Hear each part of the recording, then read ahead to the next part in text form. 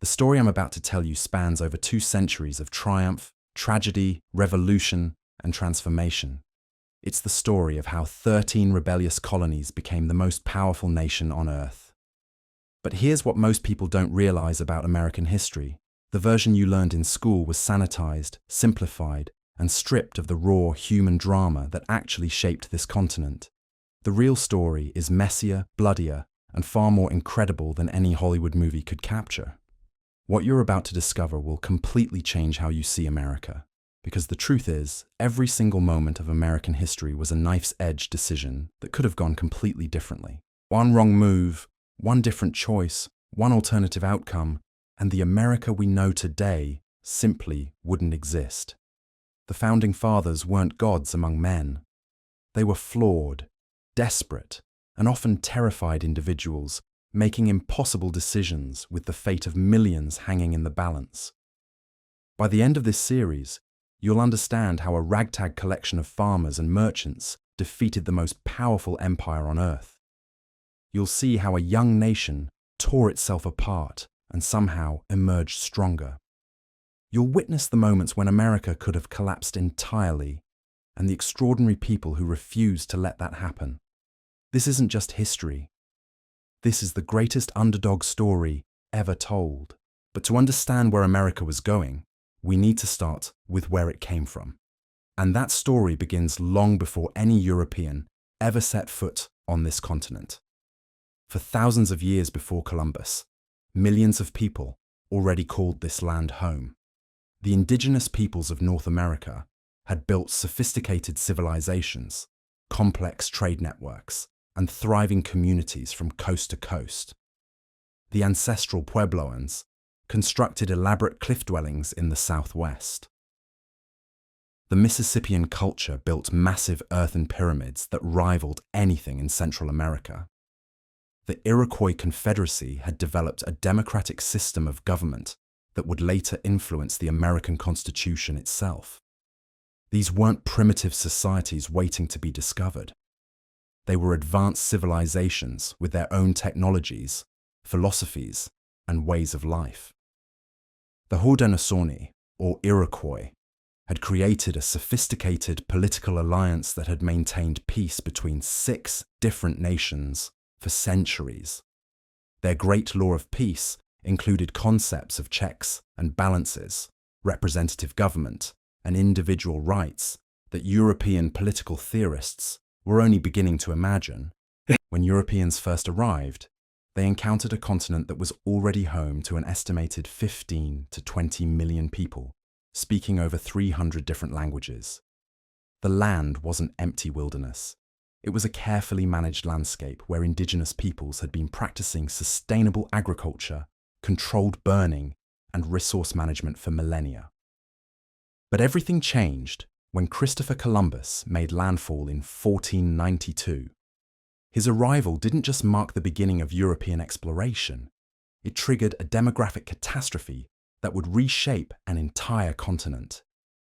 Within a century of first contact, disease epidemics had wiped out up to 90% of the indigenous population. Smallpox, measles, typhus, and other Old World diseases swept through communities that had no immunity, leaving entire civilizations devastated. This wasn't just tragic, it was world-changing. The massive population collapse created what Europeans perceived as vast, empty territories ready for colonization. But the land wasn't empty. It was mourning. The first successful English colony wasn't the romantic Mayflower story you learned in elementary school. It was Jamestown, Virginia, established in 1607, and it was an absolute disaster. The Virginia Company sent over 100 settlers to establish a profitable colony, but within 6 months, only 38 were still alive.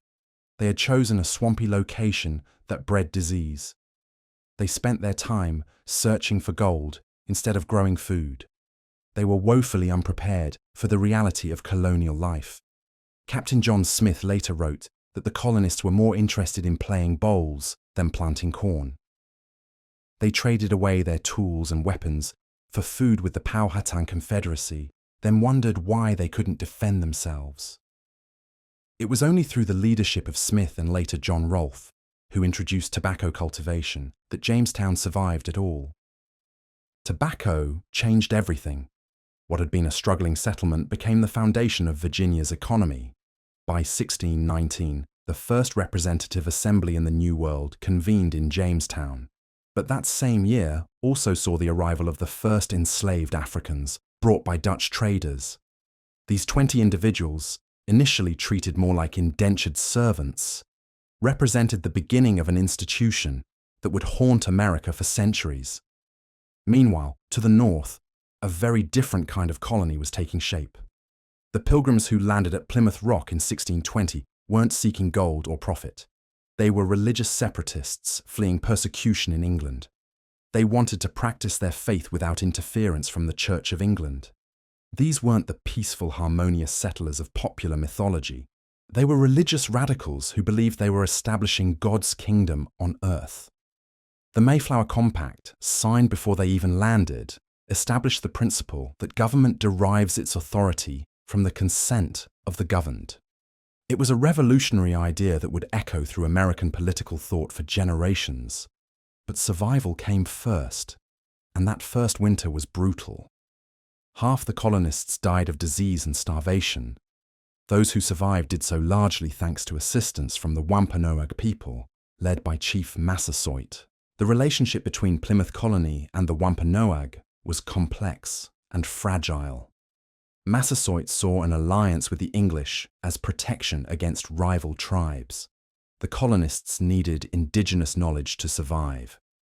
But this cooperation wouldn't last. As more English settlers arrived and began expanding their territory, conflicts became inevitable. The Massachusetts Bay Colony, established in 1630, represented a much larger and more organized Puritan migration. John Winthrop led nearly 1,000 settlers in what they called the Great Migration. Winthrop famously declared that they would build a city upon a hill, a model Christian community that would inspire the world. This vision of American exceptionalism, the idea that America had a special destiny and moral purpose, became deeply embedded in the national consciousness.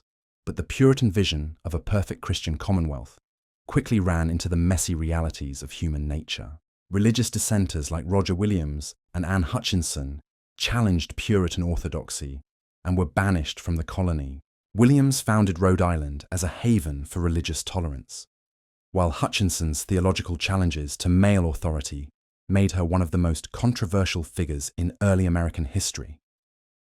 The middle colonies of New York, New Jersey, and Pennsylvania developed their own distinct character. New York began as New Amsterdam, a Dutch trading post focused more on commerce than religious purity. When the English seized it in 1664, they inherited a diverse population that already included Dutch, English, French, German, and African residents. This diversity became a defining characteristic of the region. Pennsylvania, founded by the Quaker William Penn in 1681, represented yet another approach to colonization. Penn's holy experiment emphasized religious tolerance, fair treatment of Native Americans, and peaceful coexistence. Philadelphia, the city of brotherly love, became one of the most prosperous and diverse cities in colonial America. The southern colonies developed an economy increasingly dependent on slave labor. South Carolina's rice cultivation, introduced by enslaved Africans who brought their agricultural knowledge from West Africa, created enormous wealth for plantation owners. The expansion of slavery wasn't inevitable, but economic incentives and legal structures gradually institutionalized what had initially been a more fluid system of bound labor. By 1700, the 13 colonies had distinct regional identities, but they were all becoming something new. They weren't quite English anymore, but they weren't yet, they were creating American. A unique hybrid culture that combined European traditions with indigenous knowledge and African contributions, all shaped by the particular challenges and opportunities of life in the New World. The colonial population was exploding. From fewer than 50,000 in 1650, it grew to over 1 million by 1750 and would reach 2.5 million by 1775. This wasn't just natural increase. Waves of immigrants were arriving from Scotland, Ireland, Germany, and other parts of Europe, each bringing their own traditions and adding to the colonial mix. But growth brought conflict. As settlements expanded westward, tensions with Native American tribes intensified. King Philip's War in 1675 devastated New England. Bacon's rebellion in Virginia in 1676 saw frustrated colonists attack both the colonial government and nearby native tribes. These conflicts revealed deep divisions within colonial society about expansion, governance, and relations with indigenous peoples. The colonies were also developing their own economic interests that didn't always align with British policy. Colonial merchants built trading networks that extended from the Caribbean to Europe. Colonial artisans and manufacturers began competing with British goods. A distinct colonial economy was emerging, one that would eventually clash with British attempts at imperial control. Religious life was evolving too. The Great Awakening of the 1730s and 1740s saw passionate revival movements sweep through the colonies. Preachers like George Whitefield drew massive crowds with emotional sermons that emphasized personal salvation over formal church authority. This religious enthusiasm created new denominations, challenged established hierarchies, and contributed to a growing sense of American distinctiveness. Education and intellectual life were flourishing. Harvard, established in 1636, was followed by the College of William and Mary, Yale, Princeton, and other institutions that would become the backbone of American higher education. Colonial newspapers and pamphlets created the first truly American media, spreading ideas and information across vast distances. By the mid-18th century, the American colonies had become something unprecedented in world history. They were European in origin, but American in character. They were politically British, but culturally distinct. They were economically integrated with the Atlantic world, but increasingly self-sufficient. They were religiously diverse, but united by Protestant values. They were racially hierarchical, but socially mobile in ways that astonished European visitors. The stage was set for the confrontation that would determine whether these colonies would remain British provinces or become something entirely new. The seeds of revolution were already planted in the colonial experience itself. The question wasn't whether conflict would come, but when and how it would unfold. The transformation from British subjects to American revolutionaries didn't happen overnight. It was a slow burn that ignited over taxes, exploded over principles, and ultimately consumed an empire. The trouble began in 1763, ironically, with Britain's greatest triumph. The 7 Years' War had just ended, and Britain had emerged as the dominant global power. They had defeated France, secured Canada, and established British supremacy in North America. But victory came at a staggering cost. The war had nearly bankrupted the British treasury, and maintaining their vast new empire required an enormous military presence. British officials looked across the Atlantic and saw something that infuriated them. The American colonies had just fought alongside Britain to secure their own frontiers, yet they had contributed relatively little to the war's cost. Meanwhile, they were prospering from trade, expanding their settlements, and enjoying British military protection. From London's perspective, it was time for the colonies to pay their fair share. The Sugar Act of 1764 was just the beginning. British Prime Minister George Grenville wasn't trying to destroy colonial commerce. He was trying to save the British Empire from financial collapse. But colonial merchants saw it differently. They had grown accustomed to smuggling molasses from the French West Indies, avoiding British taxes through creative bookkeeping and friendly customs officials. Suddenly, British authorities were cracking down, seizing ships, and demanding strict compliance with trade regulations. Colonial resistance started as simple tax avoidance, but quickly evolved into something far more dangerous. Merchants began organizing boycotts. Lawyers started questioning the legal basis for British taxation. Ordinary colonists discovered that their economic grievances connected to deeper questions about representation, rights, and the nature of government itself. Then came the Stamp Act of 1765, and everything changed. This wasn't just another trade regulation. This was a direct tax on virtually every piece of paper used in colonial life. Newspapers, legal documents, playing cards, dice, almanacs, even marriage licenses required expensive British stamps. For the first time, British taxation reached into the daily lives of virtually every colonist. The colonial response was swift and coordinated in ways that surprised everyone, including the colonists themselves. The Stamp Act Congress brought together representatives from 9 colonies to draft a unified protest. Street demonstrations erupted from Boston to Charleston. A shadowy organization called the Sons of Liberty began intimidating stamp distributors, burning effigies, and organizing resistance. But the real power of colonial protest lay in economic warfare. Colonial merchants agreed to stop importing British goods until the Stamp Act was repealed. Colonial women organized spinning bees to produce homemade cloth instead of buying British textiles. The non-importation movement demonstrated something that would prove crucial in the coming revolution. The colonies could function economically without Britain, but Britain desperately needed colonial markets. The strategy worked. British merchants, facing massive losses from the colonial boycott, pressured Parliament to repeal the Stamp Act in 1766. Celebrations erupted throughout the colonies. Bonfires lit the night sky. Colonists toasted King George III and praised British wisdom. The crisis seemed over, but Parliament's next move revealed the fundamental disconnect between British and American thinking about government. The Declaratory Act, passed the same day as the Stamp Act's repeal, asserted that Parliament had the right to tax and legislate for the colonies in all cases whatsoever. From the British perspective, this was simply stating the obvious. Parliament was sovereign, and the colonies were British territories subject to parliamentary authority. From the colonial perspective, the Declaratory Act was a declaration of war against their rights as Englishmen. If Parliament could tax them without representation, what other powers might it claim? Could it abolish colonial assemblies? Could it station troops in private homes? Could it establish new courts that bypassed colonial juries? The logic of unlimited parliamentary authority led to terrifying possibilities. The Townshend Acts of 1767 tested that logic.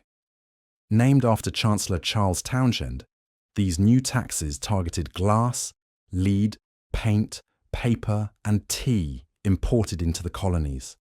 Townshend thought he was being clever. Unlike the Stamp Act's direct taxation, these were external duties on trade. Hadn't colonists argued that they only opposed internal taxes? But colonial leaders weren't interested in technical distinctions. John Dickinson's Letters from a Farmer in Pennsylvania argued that any taxation without representation was tyrannical, whether internal or external.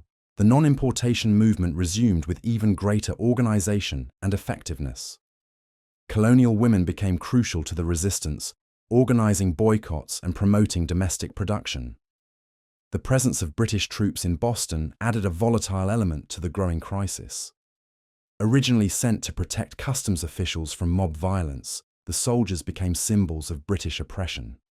Tensions escalated daily as off-duty soldiers competed with colonists for jobs, frequented the same taverns, and courted the same women. The city felt like a powder keg waiting for a spark. That spark came on March 5, 1770. A confrontation between British soldiers and a crowd of colonists escalated when the soldiers opened fire, killing 5 people, including Crispus Attucks, a man of African and Native American descent who became the first casualty of the American Revolution. The Boston Massacre, as it quickly became known, provided colonial propagandists with powerful ammunition against British rule. But here's what makes the story fascinating. The British soldiers received fair trials defended by John Adams, the future president who would later lead the American independence movement.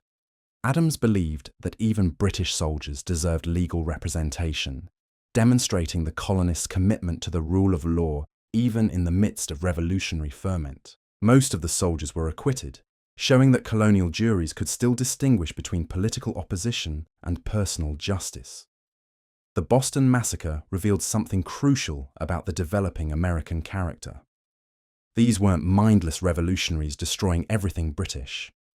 They were principled opponents of specific British policies who maintained their commitment to legal procedures and individual rights even when dealing with their enemies. The Tea Act of 1773 provided the perfect issue to unite all colonial grievances into a single, dramatic confrontation. The British East India Company was facing bankruptcy, and Parliament decided to help by giving the company a monopoly on tea sales in America. The tea would actually be cheaper than smuggled Dutch tea, but it would be sold only through company-appointed distributors, bypassing colonial merchants entirely. This wasn't really about tea. It was about economic control and political precedent. If Parliament could grant monopolies to British companies, what would happen to colonial commerce? If the East India Company could bypass colonial merchants, what other British interests might receive similar privileges? The Tea Act threatened to reduce colonial merchants to mere agents of British corporations. The colonial response was swift and coordinated. Ships carrying East India Company tea were turned away from Philadelphia and New York. In Charleston, the tea was unloaded but stored in warehouses where it rotted unsold. But Boston's royal governor refused to grant clearance for tea ships to leave the harbour without unloading and paying duties. The standoff lasted weeks. Mass meetings at Old South Church drew thousands of participants demanding that the ships leave with their tea intact. Samuel Adams and other radical leaders organized committees to guard the ships and prevent any attempt to unload the cargo. Tension built as the December deadline approached for paying customs duties. On the evening of December 16, 1773, when it became clear that the governor would not back down, approximately 50 colonists disguised as Mohawk Indians boarded the 3 ships and dumped 342 chests of tea into Boston Harbor. The Boston Tea Party wasn't spontaneous vandalism. It was carefully planned political theatre designed to make a statement about colonial rights while avoiding violence against persons. The British response was swift and devastating. The Coercive Acts of 1774, which colonists immediately dubbed the Intolerable Acts, closed Boston Harbor until the tea was paid for, revoked Massachusetts' charter, allowed British officials accused of crimes to be tried in England rather than colonial courts, and expanded the Quartering Act, requiring colonists to house British soldiers. But the most ominous provision was the Quebec Act, which extended Quebec's boundaries south to the Ohio River and established Catholic religious freedom in the territory. To Protestant colonists who had fought the French and Indian War to secure these lands, it seemed like Britain was deliberately favouring Catholic French Canadians over loyal British subjects. The Intolerable Acts accomplished what years of colonial agitation had failed to achieve. They united all 13 colonies in opposition to British policy. Even conservative colonists who had opposed previous protests now saw British actions as a direct threat to colonial self-government. If Parliament could arbitrarily revoke Massachusetts' charter, no colony was safe. The First Continental Congress convened in Philadelphia in September 1774 with delegates from 12 colonies. Georgia was the only colony that didn't send representatives, and even they would join the resistance within months. The Congress represented the most impressive gathering of colonial leadership in American history up to that point. These weren't radicals plotting revolution. They were respected lawyers, merchants, and planters who had exhausted legal means of redressing their grievances. They still hoped for reconciliation with Britain, but they were prepared to resist what they saw as unconstitutional oppression. Their Declaration of Rights and Grievances was a masterpiece of political reasoning that laid out the colonial position with unprecedented clarity and force. The Congress also established the Continental Association, a comprehensive non-importation, non-exportation, and non-consumption agreement that demonstrated remarkable colonial unity and organization. Local committees of correspondence would enforce the boycott, creating the first truly American political network that bypassed traditional colonial governments. By early 1775, the situation had moved beyond peaceful protest. British General Thomas Gage, military governor of Massachusetts, received orders to arrest colonial leaders and seize military supplies that colonists were accumulating. Intelligence networks on both sides were tracking each other's movements. Militia companies were drilling openly. Everyone sensed that the long crisis was approaching a violent climax. The spark came at dawn on April 19, 1775, when British troops marched toward Concord to seize colonial military supplies. At Lexington Green, they encountered a small group of colonial militiamen. Shots were fired. 8 colonists died. The British continued to Concord, where they faced growing numbers of colonial fighters who had been alerted by Paul Revere's midnight ride and a network of other messengers. The British found and destroyed some military supplies at Concord, but their return march to Boston became a nightmare. Colonial militiamen, using tactics learned from decades of frontier warfare, fired from behind stone walls, trees, and buildings. The British column, trained for European-style battlefield combat, was utterly unprepared for this kind of guerrilla warfare. By the time the British reached the safety of Boston, they had suffered nearly 300 casualties compared to fewer than 100 colonial losses. The myth of British military invincibility lay shattered along the Lexington and Concord Road. More importantly, the news of Lexington and Concord spread like wildfire throughout the colonies. Within days, thousands of militiamen were marching toward Boston to join what everyone now recognized as open rebellion. The Second Continental Congress convened in Philadelphia just 3 weeks after Lexington and Concord, and everything had changed. The same delegates who had hoped for reconciliation now found themselves managing a war. They appointed George Washington as commander-in-chief of what they optimistically called the Continental Army, though it was really just a collection of colonial militias surrounding Boston. Washington's appointment was politically brilliant. He was a Virginian, which helped ensure Southern support for what had begun as a New England rebellion. He had military experience from the French and Indian War. He looked the part of a commanding general, but most importantly, he understood that this war would be won or lost, based on political will as much as military strategy. The reality Washington faced in Cambridge was sobering. His army consisted of farmers and shopkeepers who had never fought together, had no uniforms, insufficient weapons, and virtually no military discipline. They elected their own officers, came and went as they pleased, and treated military service like a part-time job. Somehow, he had to forge this collection of individuals into a force capable of defeating the most powerful military in the world. The British, meanwhile, were making critical strategic errors that would ultimately cost them the war. General Gage could have crushed the colonial rebellion in its infancy by moving aggressively against the militias gathering around Boston. Instead, he waited for reinforcements while the colonial position grew stronger daily. When the British finally acted at Bunker Hill in June 1775, they won the battle, but at such enormous cost that it felt like a defeat. The Battle of Bunker Hill revealed something crucial about this conflict. The colonists weren't trying to defeat the British army in pitched battles. They were trying to make British victory so expensive that Britain would eventually give up. Every British casualty was irreplaceable, shipped from thousands of miles away. Every colonial casualty could be replaced by his neighbours and relatives who were equally committed to the cause. But the colonists still weren't fighting for independence. Even after Bunker Hill, the Continental Congress sent the Olive Branch Petition to King George III, professing loyalty to the Crown while protesting parliamentary policies. The delegates still hoped that the king would intervene to protect colonial rights against parliamentary overreach. King George III's response ended any possibility of reconciliation. He declared the colonies to be an open rebellion and began hiring German mercenaries to crush the uprising. When news of the king's proclamation reached America, it shattered the last emotional bonds between Britain and the colonies. If the king himself had declared them rebels, then they were no longer his subjects. The psychological transformation from British subjects to American rebels was as important as any military victory.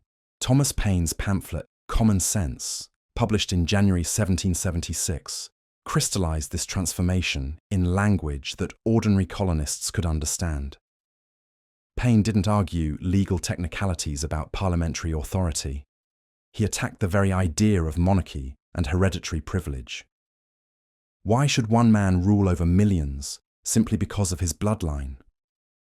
Why should Americans bow to a king who lived on the other side of an ocean and cared nothing for their welfare? Why should they remain tied to a nation that treated them as enemies? Paine's arguments were devastating because they were so simple and so obviously true.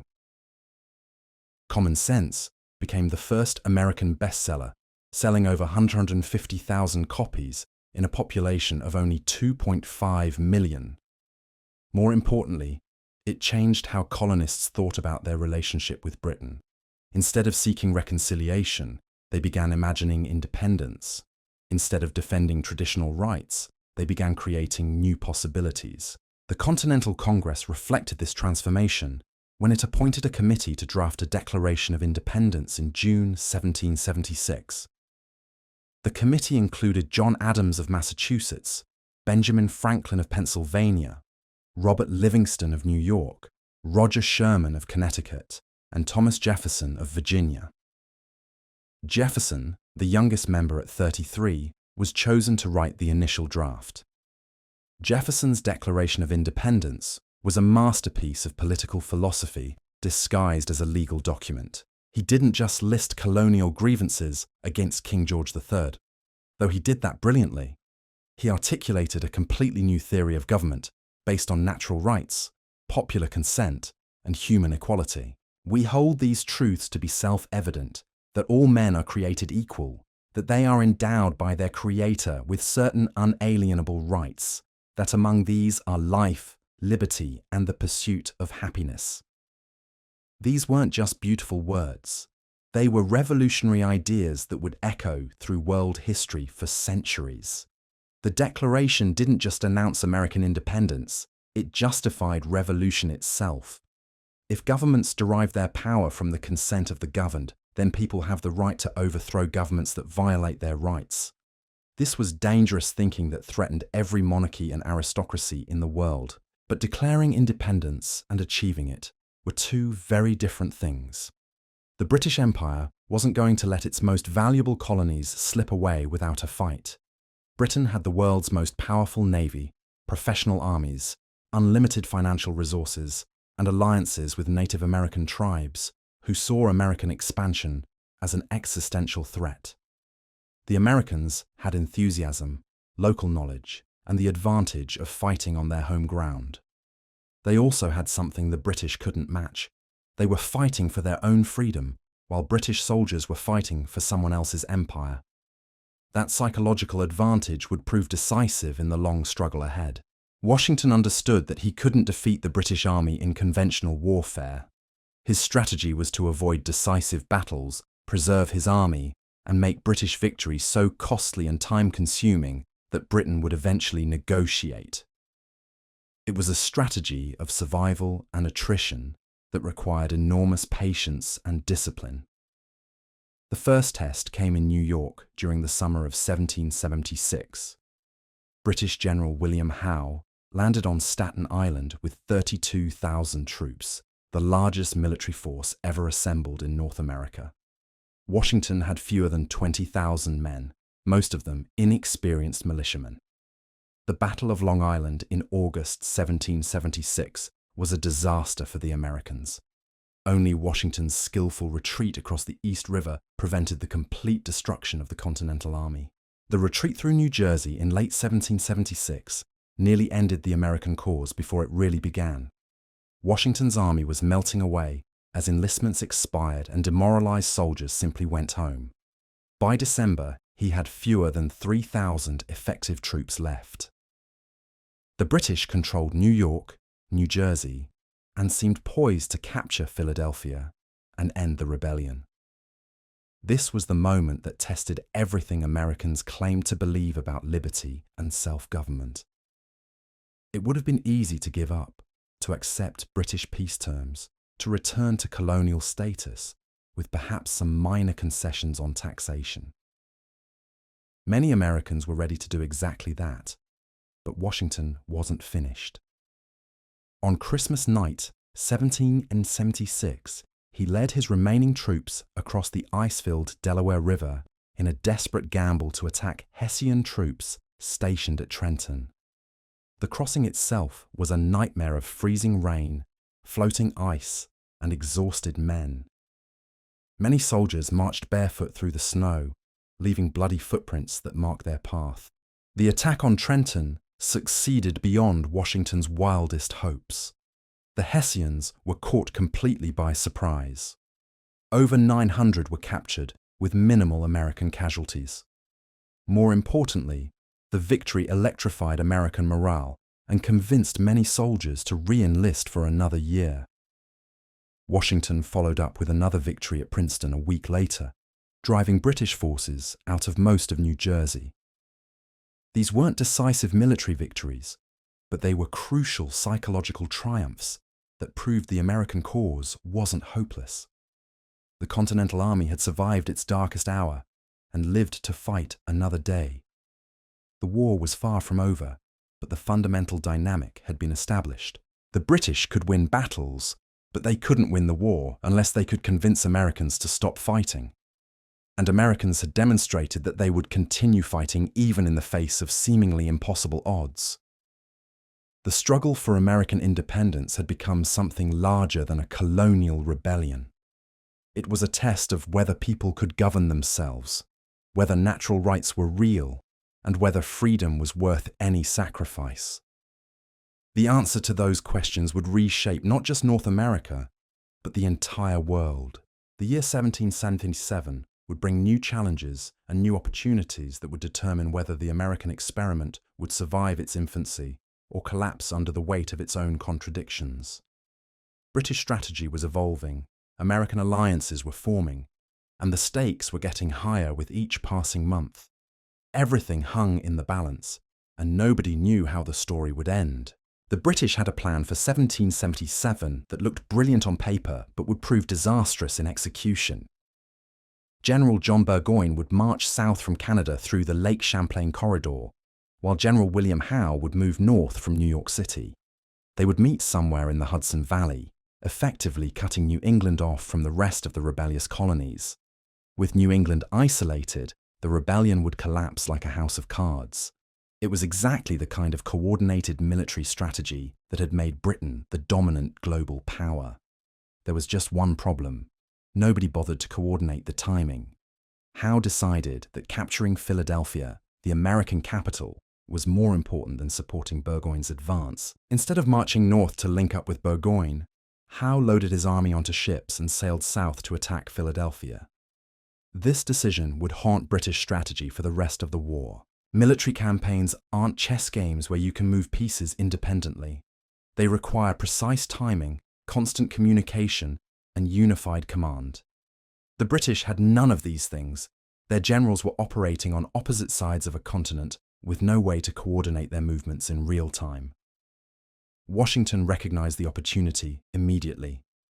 If he could defeat Burgoyne's isolated army in the north while containing Howe in the south, he could win the war's first decisive victory. But Washington faced his own challenges. His army was still largely composed of short-term militia who came and went as they pleased. He desperately needed experienced soldiers who would stay and fight. The Continental Congress had authorized the recruitment of a professional army with longer enlistments, but recruiting was painfully slow. Americans loved the idea of liberty, but they weren't necessarily eager to die for it.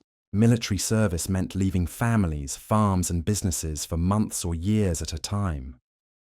The pay was irregular when it existed at all. Disease killed more soldiers than British bullets. Yet somehow, Washington was slowly building a real army.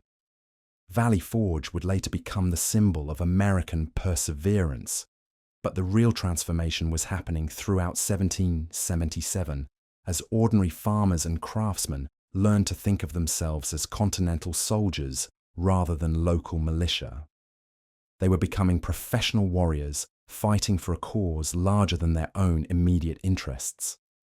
Baron Friedrich von Steuben, a Prussian military officer who volunteered his services to the American cause, played a crucial role in this transformation. Steuben arrived at Valley Forge in early 1778 and immediately began drilling American soldiers in European military tactics. But he did something more important. He taught Americans to see themselves as the equals of any European army. European military tradition emphasized rigid class distinctions between officers and enlisted men. Steuben adapted these methods to American democratic sensibilities. He explained the reasons behind military procedures rather than simply demanding obedience. He treated ordinary soldiers with respect while maintaining necessary discipline. He helped create a uniquely American military culture that combined European professionalism with democratic values. Meanwhile, Burgoyne was discovering that conquering territory and controlling it were two very different things. His army of 8,000 British regulars, German mercenaries, and loyalist volunteers had easily captured Fort Ticonderoga in July 1777.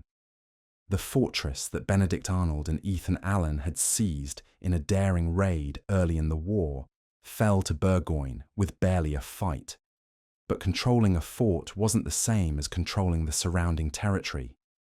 American militia swarmed around Burgoyne's army like angry wasps, cutting supply lines, ambushing foraging parties, and making every mile of advance costly and dangerous.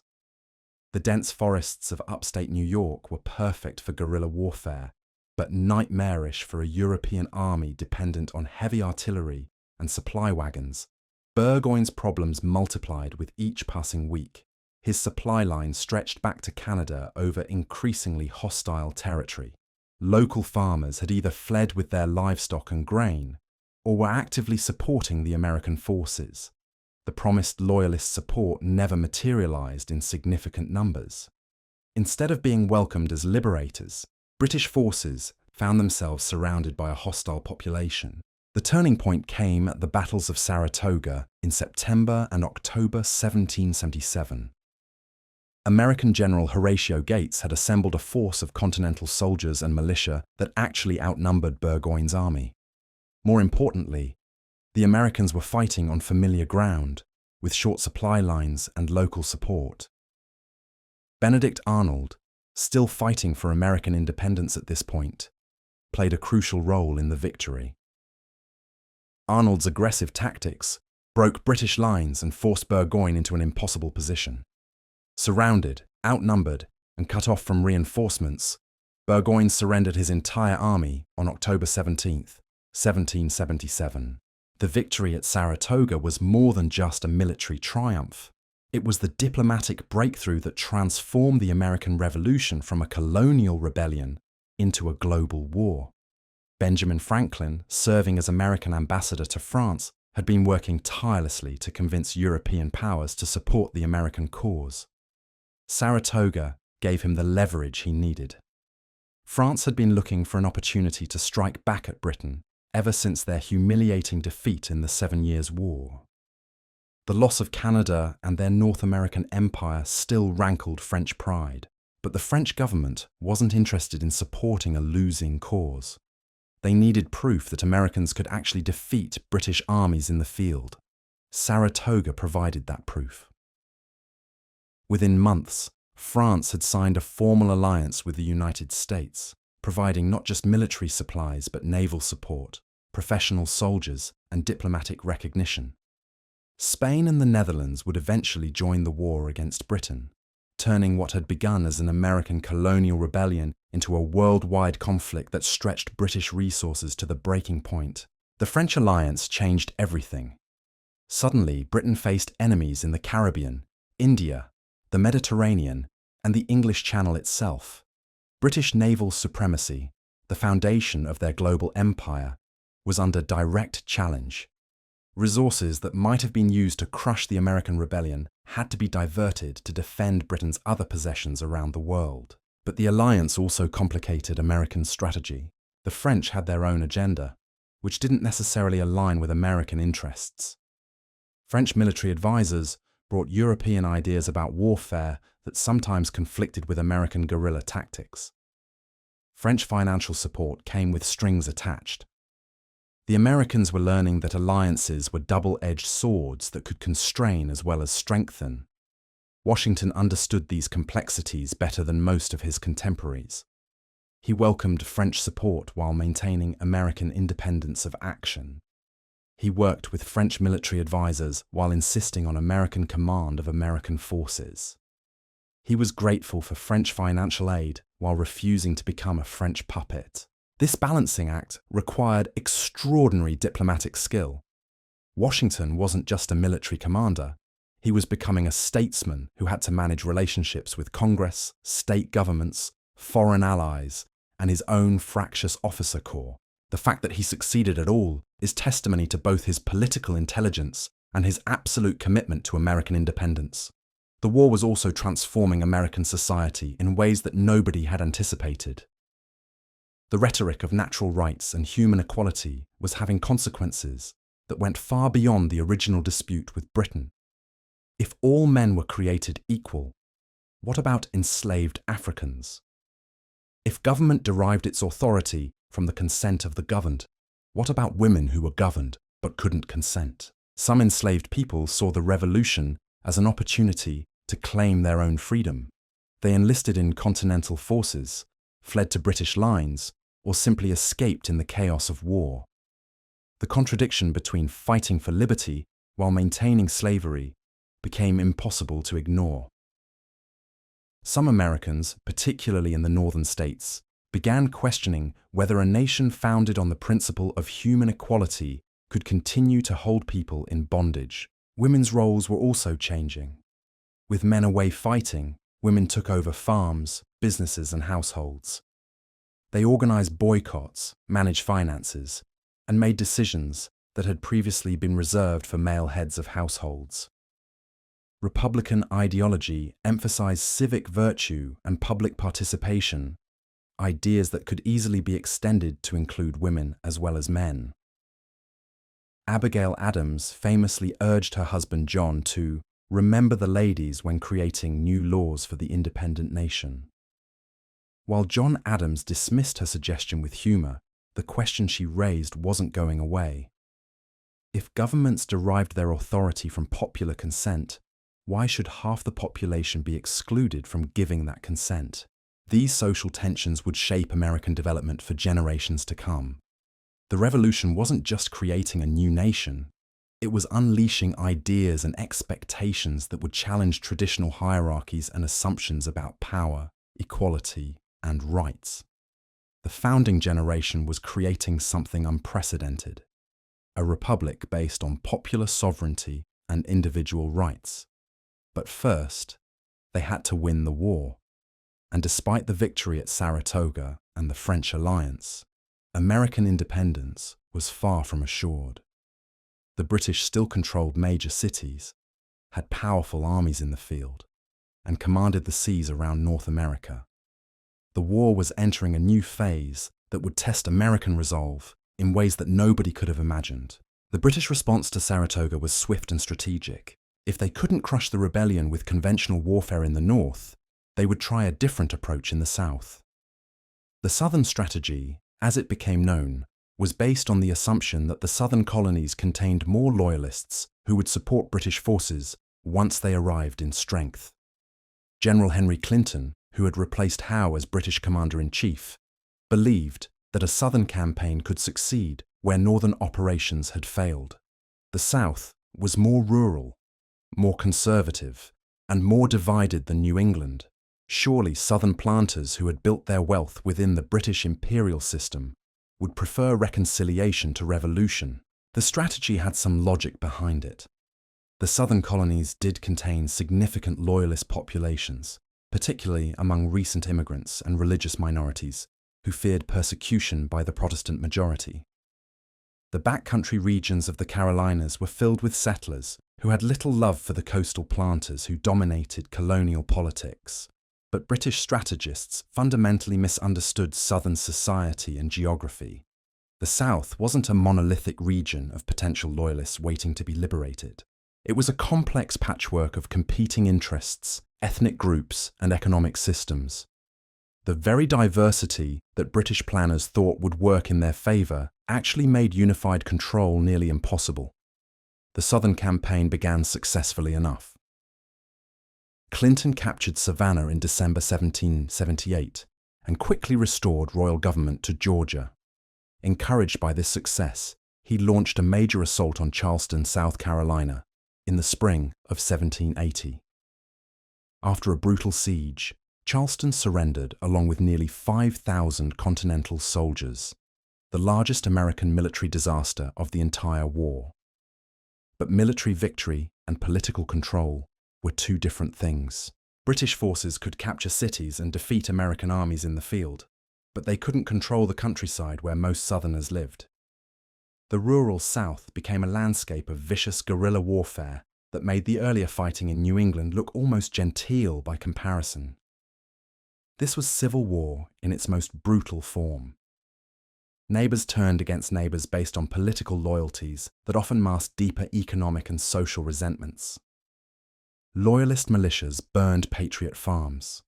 Patriot guerrillas hanged loyalist officials.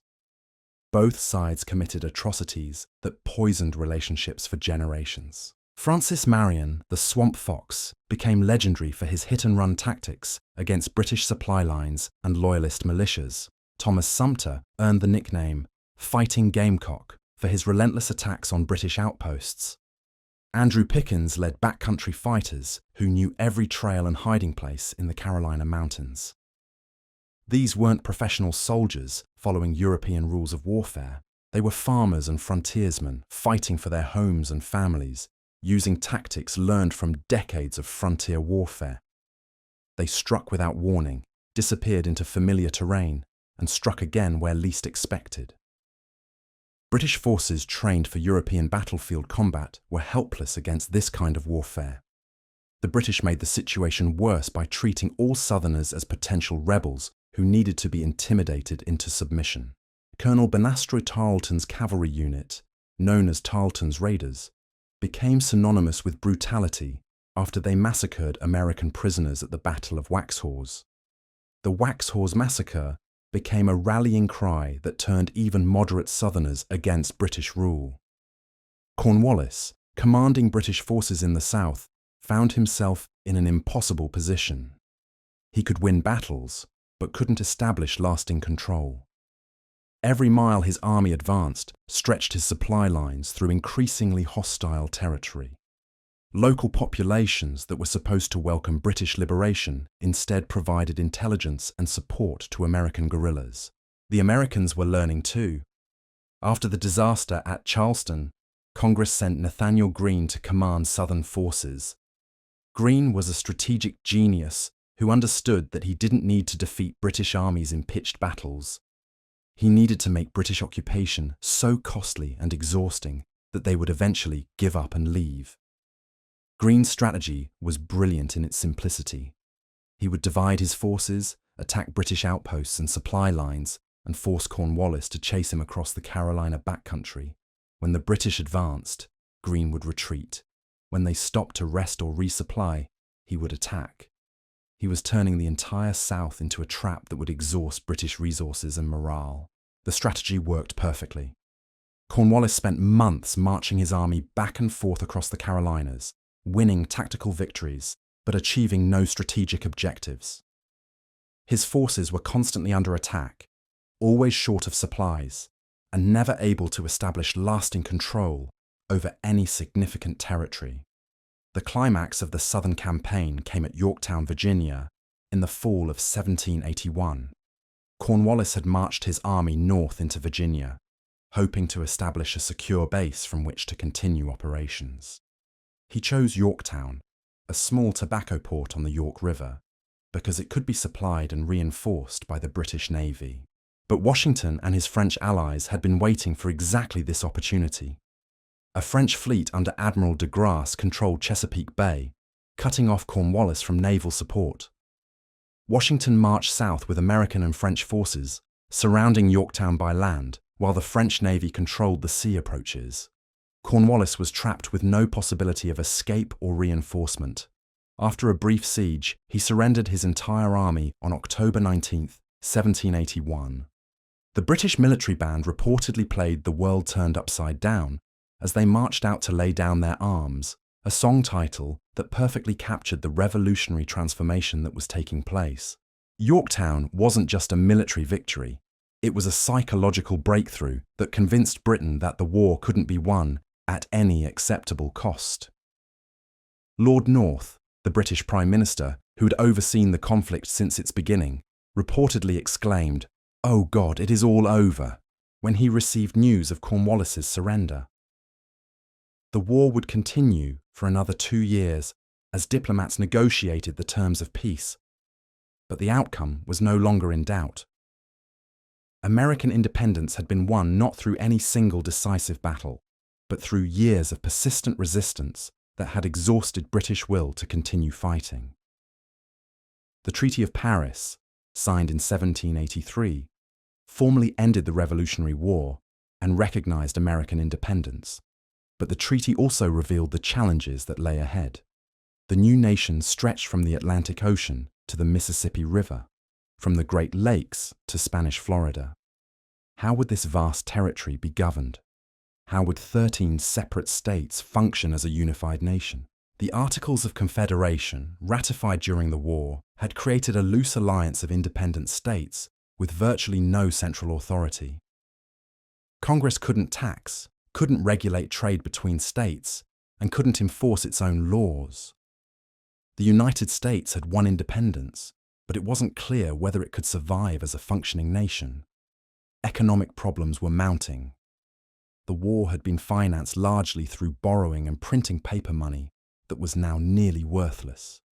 Veterans were demanding back pay that Congress couldn't provide. Interstate trade disputes were escalating into serious conflicts.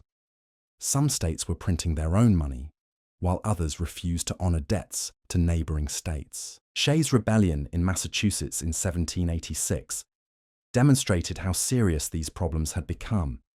Daniel Shays, a Revolutionary War veteran, led an armed uprising of farmers who were losing their land to creditors and tax collectors. The rebellion was eventually suppressed, but it terrified American leaders who realized that their new nation was on the verge of collapse. Something had to be done. But what?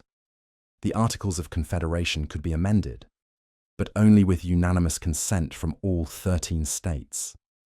Any single state could veto changes that the other 12 supported.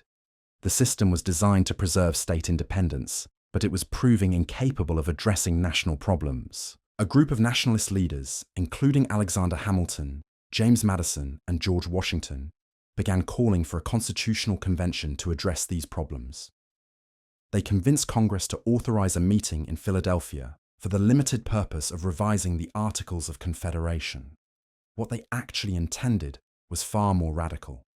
They wanted to create an entirely new form of government. The Constitutional Convention that met in Philadelphia during the summer of 1787 was one of the most remarkable gatherings in human history. 55 delegates from 12 states, Rhode Island refused to participate, included some of the most brilliant political thinkers of their generation.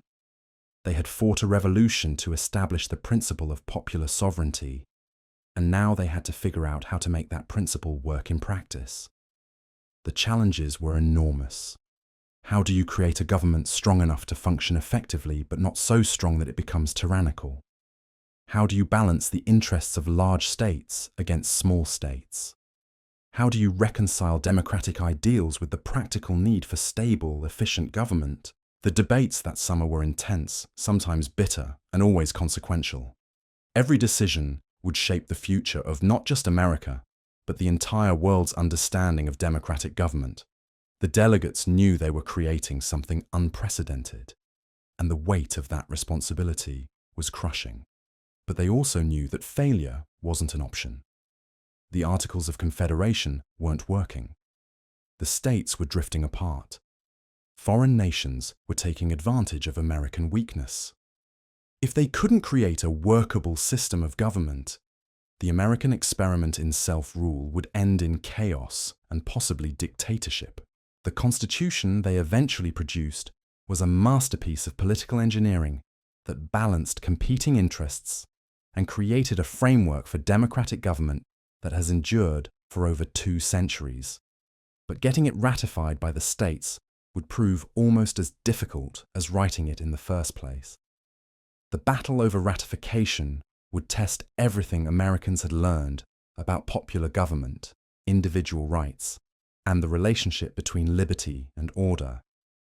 It would also reveal the deep divisions that still existed within American society about the proper role of government and the meaning of democracy itself. The story of how 13 colonies became the United States was entering its final, most crucial phase. Everything that had been fought for and died for hung in the balance as Americans debated whether to embrace a new form of government that promised both greater unity and greater risk. The ratification battle that erupted across America in 1787 and 1788 was unlike anything the world had ever seen. For the first time in human history, an entire people would decide through open debate and democratic voting whether to adopt a completely new form of government. The stakes couldn't have been higher, and both sides knew it. The Federalists, led by Alexander Hamilton, James Madison, and John Jay, faced a seemingly impossible task. They had to convince suspicious Americans to give up the loose confederation they knew for a powerful new national government they could only imagine. The anti-federalists, including prominent figures like Patrick Henry and George Clinton, argued that the proposed constitution would destroy the very liberty that Americans had just finished fighting to secure. The debate played out in newspapers, pamphlets, town meetings, and state conventions across the country. The Federalist Papers, written by Hamilton, Madison, and Jay under the pseudonym Publius, presented the most sophisticated defense of the Constitution, but their elegant arguments about checks and balances and separation of powers had to compete with visceral fears about tyranny and distant government. Anti-federalists raised troubling questions that couldn't be easily dismissed. Where was the Bill of Rights protecting individual liberties? Why should farmers in Georgia be governed by merchants in New York? How could a single government effectively rule territory stretching from Maine to Georgia? Wouldn't such a large republic inevitably become oppressive? These weren't abstract philosophical debates. They reflected real divisions within American society about democracy, representation, and power. Urban merchants who traded across state lines saw clear benefits from a stronger national government that could regulate commerce and enforce contracts. Rural farmers who rarely traveled beyond their own counties worried about being taxed and regulated by distant officials who didn't understand their lives. The ratification process revealed just how fragile American unity really was. Delaware ratified quickly and unanimously, but Pennsylvania's convention erupted in bitter conflict. Massachusetts came within a handful of votes of rejecting the Constitution entirely. Virginia's convention featured some of the most brilliant political oratory in American history as James Madison debated Patrick Henry day after day over the future of the Republic. New York's ratification was especially crucial because the state controlled the vital Hudson River corridor and much of the nation's foreign trade. Alexander Hamilton led the Federalist forces against the formidable George Clinton, who commanded a strong anti-federalist majority. Hamilton's political maneuvering and the threat that New York City might secede from the state if the Constitution was rejected finally swayed enough delegates to secure ratification by the narrowest possible margin. But the victory came at a price. Several states ratified the Constitution only after receiving assurances that a Bill of Rights would be added immediately. The Federalists had argued that such protections were unnecessary because the federal government only possessed powers specifically granted to it. The anti-federalists responded that ambitious politicians would always find ways to expand their authority unless explicitly prohibited from doing so. History would prove the anti-federalists right on this point. The first Congress quickly passed 12 amendments to the Constitution. 10 became known as the Bill of Rights. these of which were ratified by the states, and amendments protecting freedom of speech, religion, and the press, along with other individual liberties, helped reassure Americans that their new government wouldn't become tyrannical.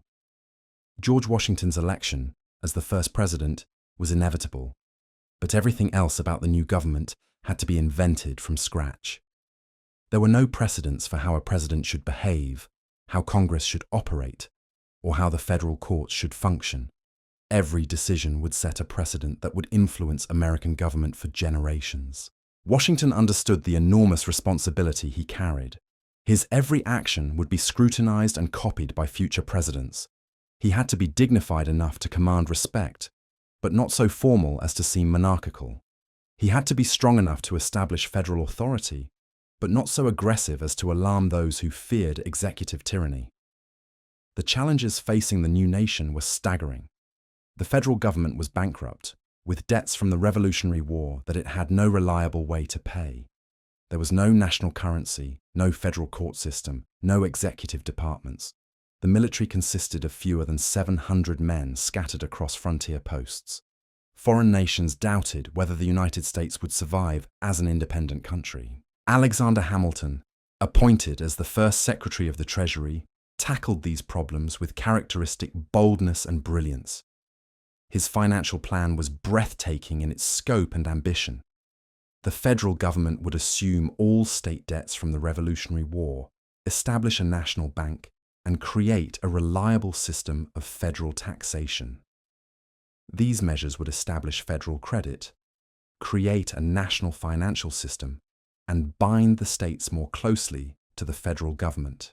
The political battles over Hamilton's program were fierce and revealed the deep philosophical divisions that would shape American politics for decades.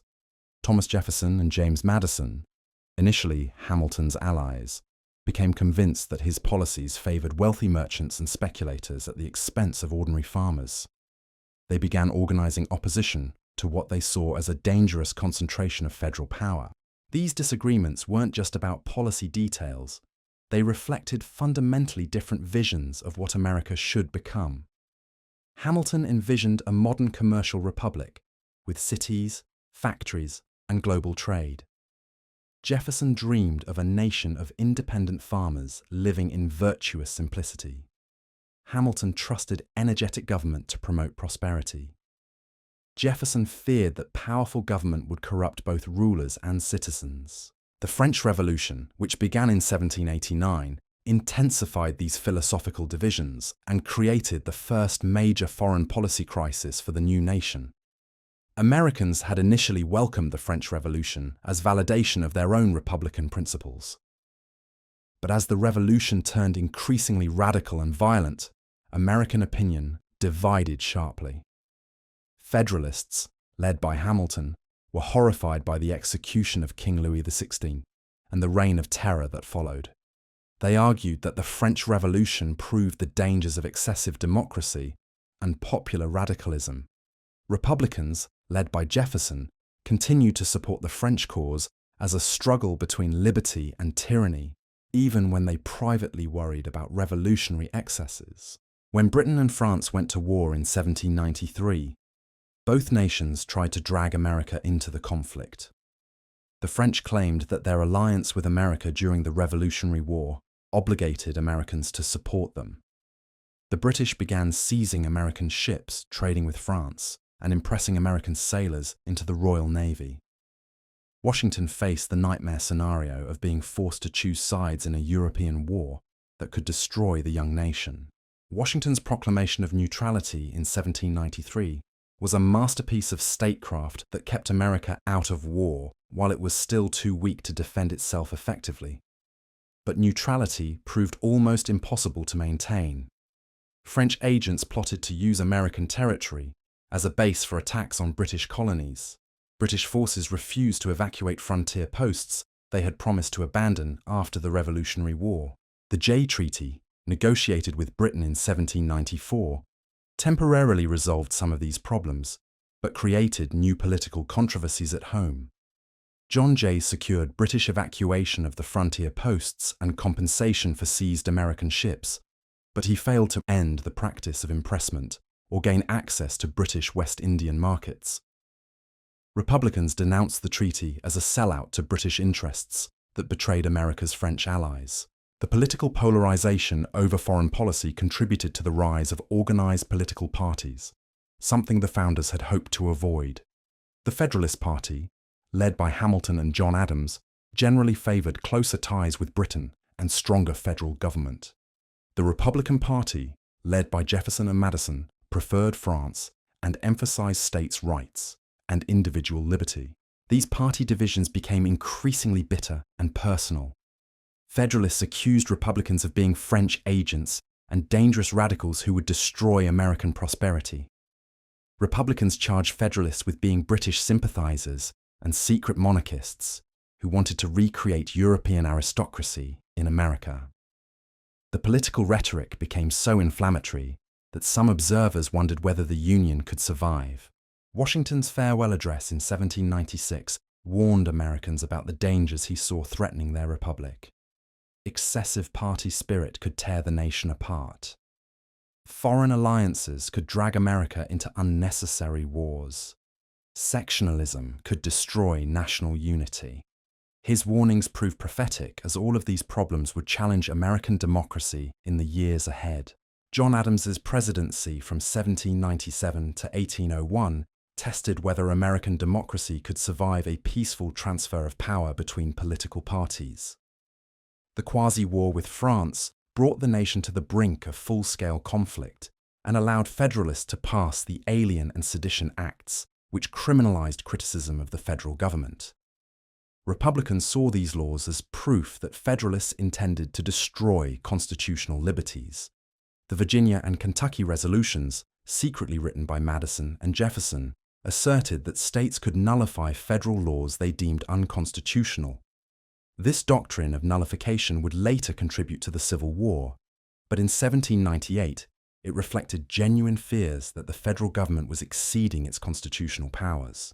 The election of 1800 became a referendum on the direction of American democracy. Jefferson's victory over Adams marked the first peaceful transfer of power between opposing political parties in modern history. Federalists had predicted that Jefferson's election would lead to chaos. Address emphasized reconciliation and unity, declaring that we atheism and the destruction of property rights. Instead, Jefferson's inaugural "Are all Republicans? We are all Dictions." The Louisiana Purchase in bring its own challenges and contra-federalists. But Jefferson's presidency would but raise troubling questions about federal power, and 1803 doubled the size of the nation, the expansion of slavery. Jefferson had always advocated for strict interpretation of the Constitution, but the Purchase required him to exercise powers that weren't explicitly granted to the federal government. The Lewis and Clark expedition, the American imagination, and demonstrated the nation's potential for launched to explore the newly acquired territory, capture continental expansion. But westward expansion also intensified conflicts with Native American tribes and raised the specter of war with European powers who still claimed territory in North America. Jefferson's embargo policies during the Napoleonic Wars showed how difficult neutrality had become for a growing commercial nation. Rather than risk war with either Britain or France, Jefferson attempted to use economic coercion to force both powers to respect American rights. The embargo devastated American commerce and proved that economic warfare could be just as destructive as military conflict. The War of 1812, fought during James Madison's presidency, tested whether American independence was truly secure. British impressment of American sailors and support for hostile Indian tribes on the frontier had created a war fever that Madison found impossible to resist. But America was woefully unprepared for war with the world's greatest naval power. The war began with a series of humiliating defeats. American attempts to invade Canada failed miserably. British forces burned Washington, D.C. and nearly captured Baltimore. Only Andrew Jackson's stunning victory at New Orleans, fought after the peace treaty had been signed, saved American honor and made Jackson a national hero. But the war also produced moments of genuine triumph that helped forge American national identity. Oliver Hazard Perry's naval victory on Lake Erie proved that American forces could defeat the British on equal terms. The defense of Fort McHenry inspired Francis Scott Key to write The Star-Spangled Banner. William Henry Harrison's victory at the Battle of the Thames broke British Indian alliances on the northwestern frontier. Most importantly, the war convinced Americans that their independence was finally secure. The Treaty of Ghent in 1814 essentially restored the pre-war status quo, but Americans interpreted their survival as a great victory. They had fought the British Empire to a standstill and proven that the American Republic was here to stay. The era of good feelings that followed the War of 1812 saw unprecedented national unity and optimism. James Monroe's presidency coincided with rapid economic growth, territorial expansion, and cultural development. The Missouri Compromise of 1820 temporarily resolved the slavery question by admitting Missouri as a slave state and Maine as a free state, while prohibiting slavery in the rest of the Louisiana Territory, north of 36°30. But this apparent harmony masked growing tensions that would eventually tear the nation apart. The Industrial Revolution was beginning to transform American society, creating new forms of wealth and new social divisions. The transportation revolution of canals, turnpikes, and eventually railroads was knitting the nation together economically while creating new regional specializations. The market revolution changed how Americans thought about work, success, and opportunity. Traditional apprenticeship systems gave way to wage labor. Subsistence farming declined as farmers began producing for distant markets. A new middle class emerged in towns and cities, while factory workers faced uncertain employment and dangerous working conditions. These economic changes coincided with a religious revival known as the Second Great Awakening. Evangelical preachers proclaimed that salvation was available to everyone who accepted Christ, challenging traditional Calvinist beliefs about predestination. Camp meetings and revival services created new forms of religious experience that emphasized emotion and personal conversion over formal theology. The religious enthusiasm of the Second Great Awakening spilled over into social reform movements that would reshape American society. Abolitionists demanded the immediate end of slavery. Temperance advocates crusaded against alcohol consumption. Women's rights activists challenged traditional gender roles.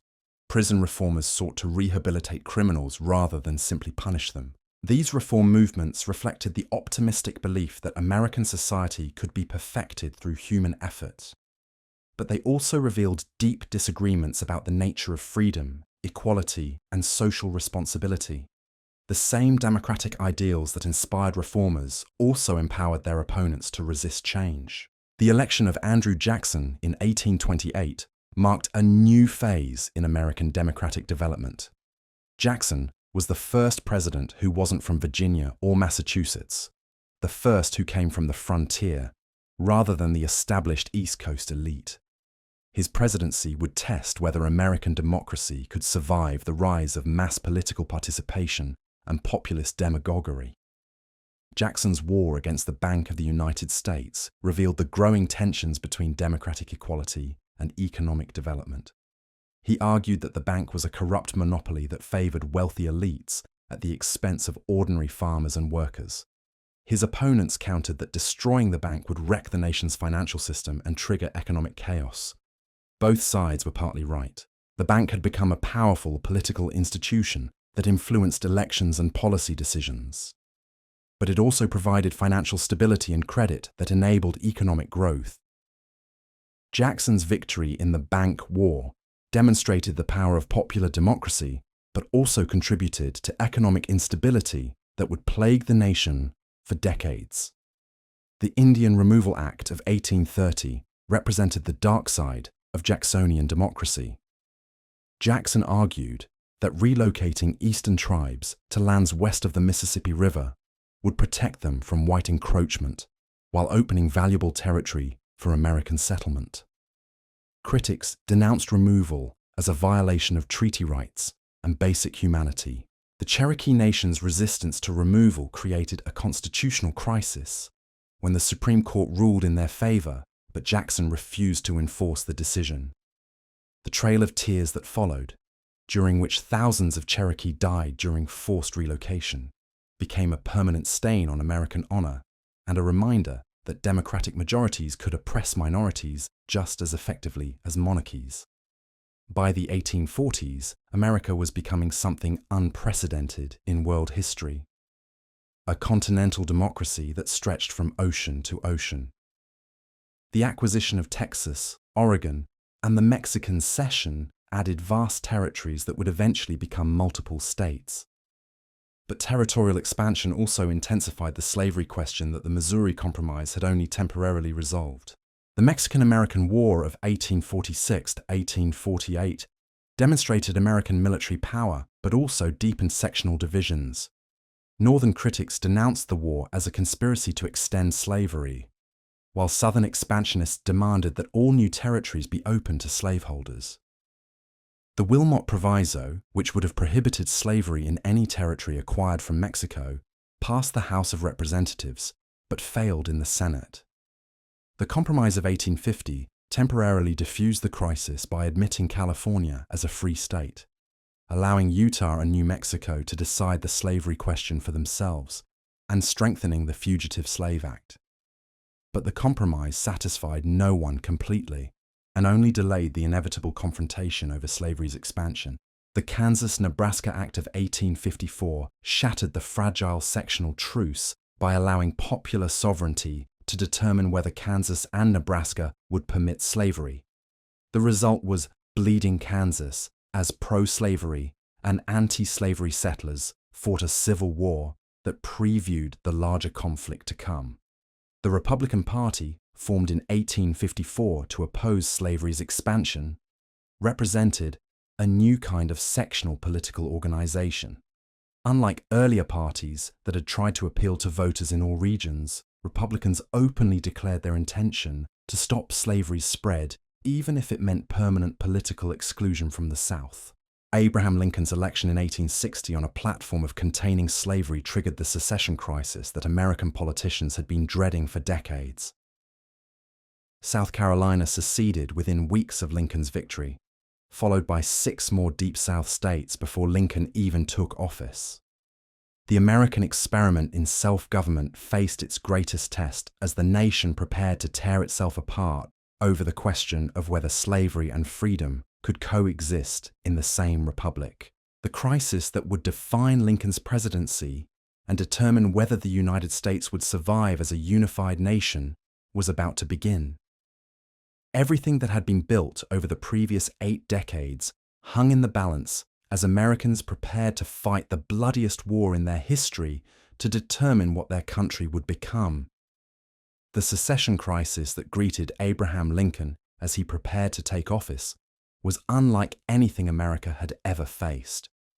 7 states had already left the Union before he was even sworn in. Confederate batteries were training their guns on Fort Sumter in Charleston Harbor. The nation that had proclaimed all men created equal was about to discover whether it could survive its own contradictions. Lincoln faced an impossible choice on that cold March morning in 1861. He could let the South go peacefully and watch the American experiment collapse into a collection of squabbling regional confederacies. Or he could fight to preserve the Union and trigger the very war that might destroy everything the founders had built. Either path led through darkness, and nobody knew what lay on the other side. But here's what most people don't understand about Lincoln's decision. He wasn't primarily fighting to free the slaves, at least not initially. He was fighting to prove that democratic government could survive when faced with an existential challenge. If any group of states could simply leave the Union whenever they disagreed with election results, then democracy itself was meaningless. popular government would become a cruel joke where the majority ruled only until the minority decided to quit the game. The Confederate attack on Fort Sumter on April 12, 1861, answered the question of whether war could be avoided, but it raised a dozen new questions that would haunt the conflict from beginning to end.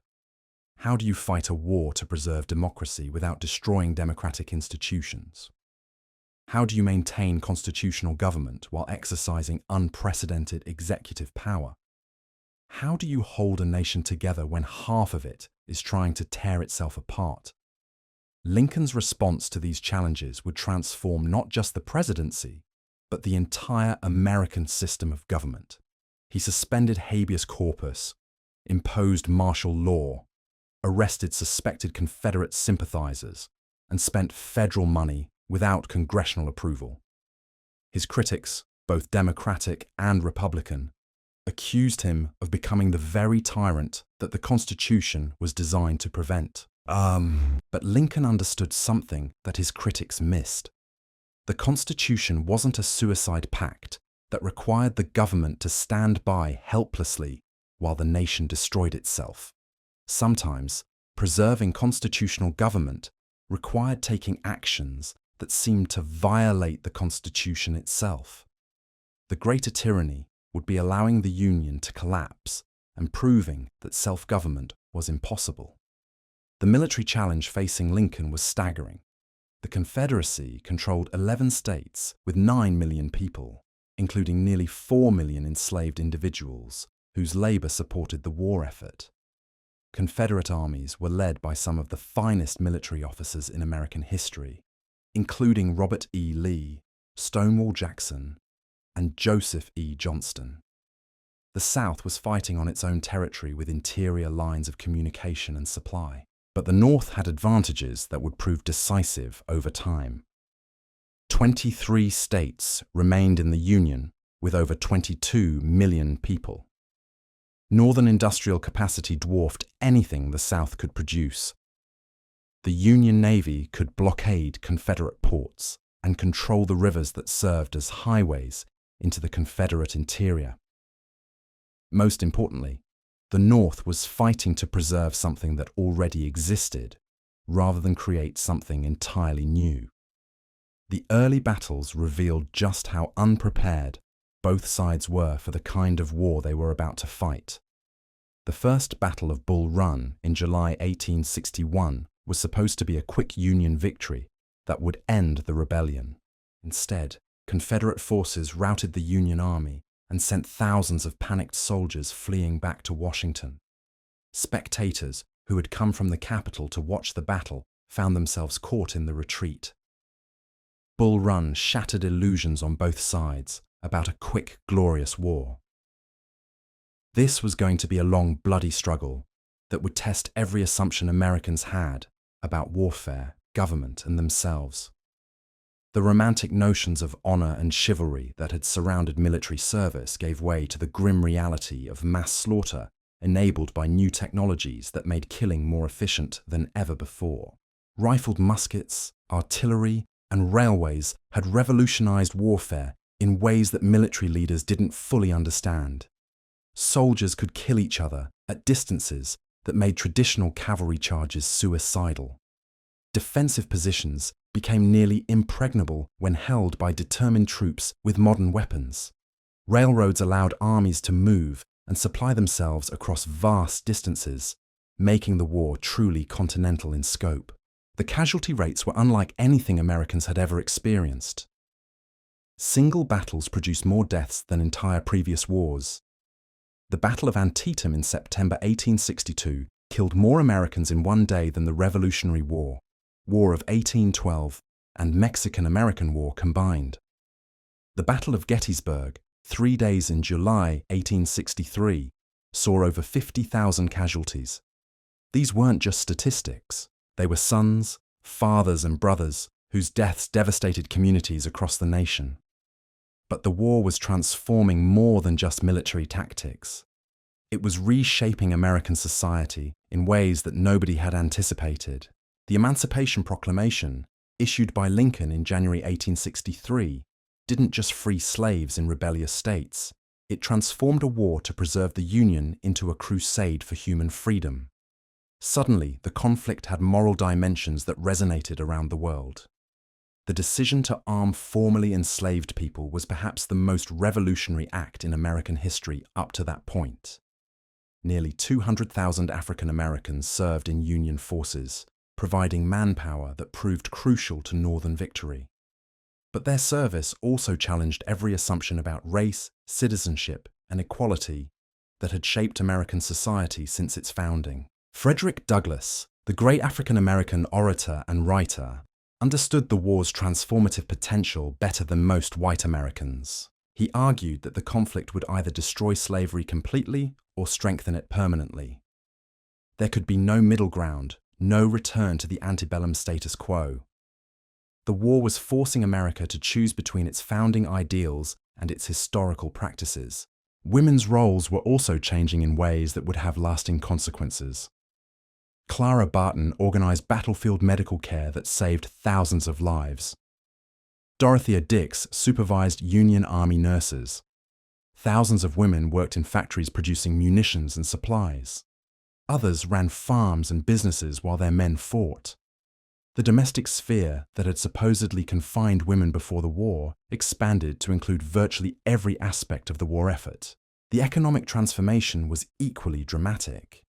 The National Banking Act created a unified currency for the first time since the 1830s. The Transcontinental Railroad, chartered during the war, would physically unite the continent from coast to coast.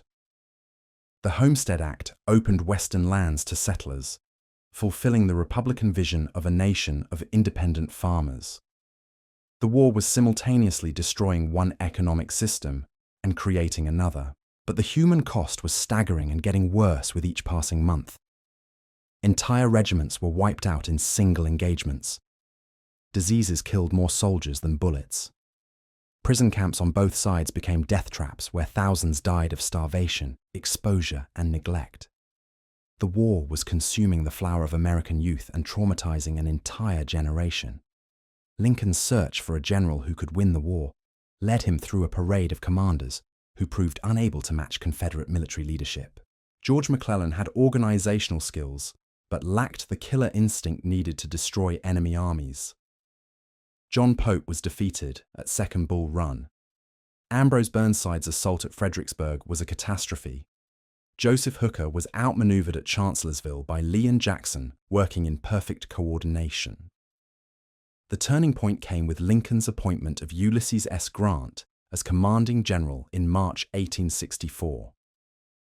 Grant understood that the North's advantages in manpower and resources meant nothing unless they were used aggressively and systematically.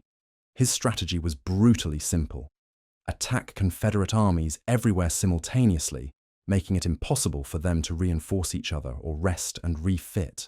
Grant's Virginia campaign in 1864 was a symphony of coordinated destruction that finally brought the war's full weight to bear on the Confederacy. While Grant hammered Lee's army in Virginia, William Tecumseh Sherman marched through Georgia and the Carolinas, destroying the economic infrastructure that supported the Confederate war effort. Philip Sheridan devastated the Shenandoah Valley, eliminating it as a source of supplies for Lee's army. This was total war in ways that Americans had never experienced. Sherman's march to the sea wasn't just a military campaign. It was psychological warfare designed to break Confederate morale by demonstrating that their government couldn't protect them. The destruction of Atlanta, the burning of Columbia, the systematic dismantling of railroads and factories showed ordinary Southerners that continued resistance was hopeless. The war's end came suddenly after 4 years of seemingly endless carnage. Lee's surrender to Grant at Appomattox Courthouse on April 9, 1865, was conducted with dignity and respect that helped heal some of the wounds created by years of bitter fighting. Grant's terms were generous, allowing Confederate officers to keep their sidearms and soldiers to return home with their horses for spring plowing. But Lincoln's assassination just 5 days later by Confederate sympathizer John Wilkes Booth transformed the president into a martyr and changed the entire trajectory of post-war Reconstruction. Lincoln had planned a lenient peace that would welcome the South back into the Union as quickly as possible. His death brought to power men who were determined to punish the South and reshape it according to Northern ideals. The Reconstruction era that followed the war was in many ways as revolutionary as the conflict itself. The 13th, 14th, and 15th Amendments abolished slavery, guaranteed equal protection under law, and prohibited racial discrimination in voting rights. For a brief moment, it seemed possible that America might actually fulfill its founding promise of equality for all citizens. But Reconstruction also revealed the limits of what war could accomplish. Military victory could destroy slavery as a legal institution, but it couldn't eliminate the racial prejudices and economic interests that had supported it. Federal troops could enforce civil rights laws, but they couldn't change hearts and minds or create the economic opportunities that would make freedom meaningful. The compromise that ended Reconstruction in 1877 abandoned African Americans to the tender mercies of the same white Southerners who had fought to keep them enslaved. The Jim Crow system that emerged in the 1880s and 1890s created a new form of racial oppression that would persist for another century. The promise of the Civil War remained unfulfilled, a debt that future generations would have to pay. But the war had also transformed America in ways that couldn't be undone. The federal government had proven that it could act decisively to preserve the Union and protect individual rights. The industrial economy that emerged from the conflict would make America a global power. The transcontinental nation that stretched from sea to shining sea would fulfill the continental destiny that earlier generations had only dreamed about.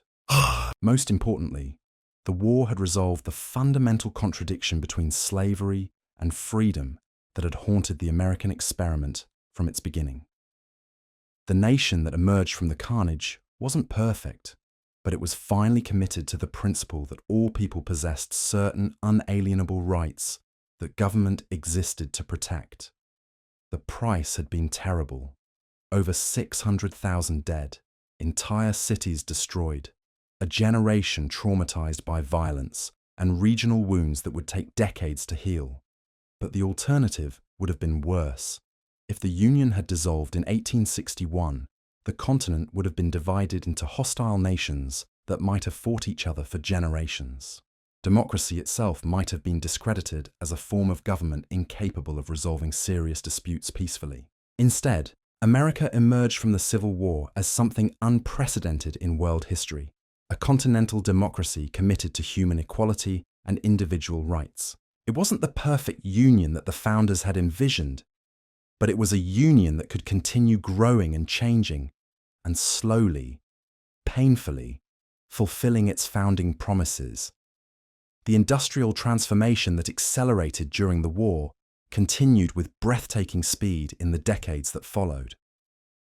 The completion of the Transcontinental Railroad in 1869 physically united the nation and opened the West to unprecedented development. Telegraph lines followed the railroads, creating instantaneous communication across vast distances. Steam-powered factories and mechanized agriculture increased production beyond anything the world had ever seen. But this industrial revolution created new forms of inequality and social tension that challenged traditional American values. Robber barons like John D. Rockefeller and Andrew Carnegie accumulated wealth that dwarfed the fortunes of European aristocrats. Industrial workers labored in dangerous conditions for wages that barely supported their families.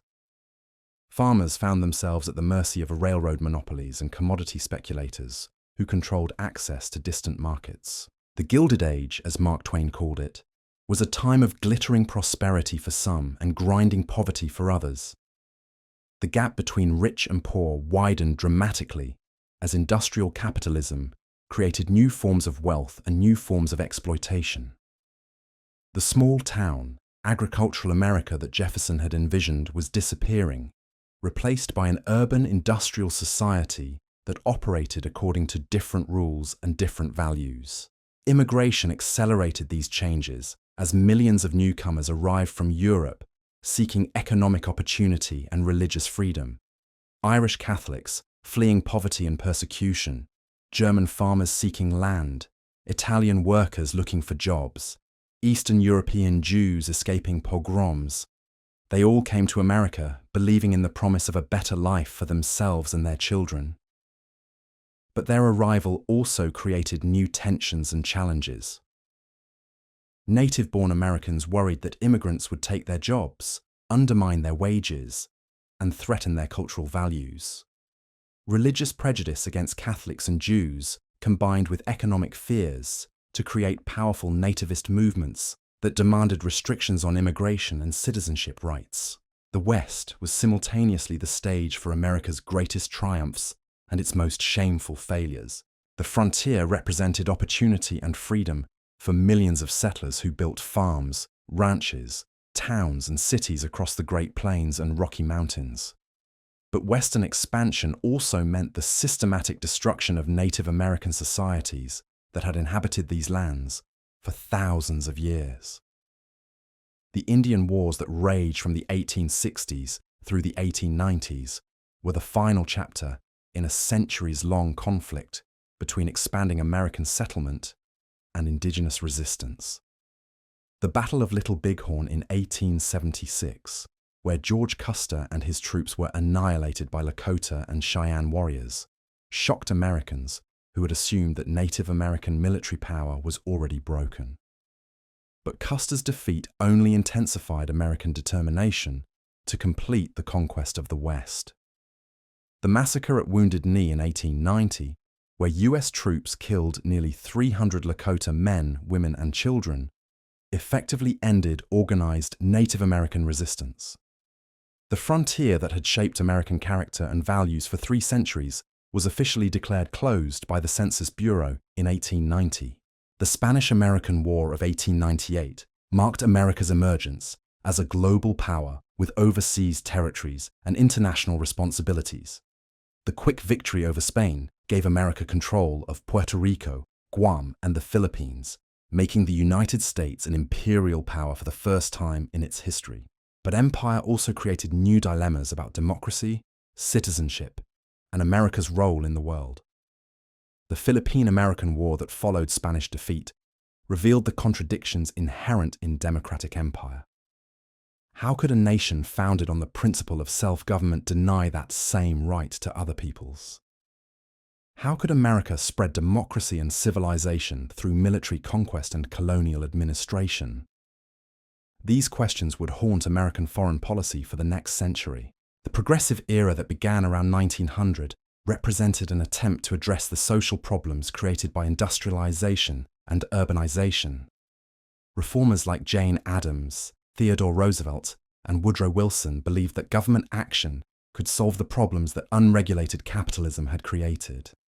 They pushed for antitrust legislation, food and drug regulation, conservation policies, and political reforms designed to make government more responsive to ordinary citizens.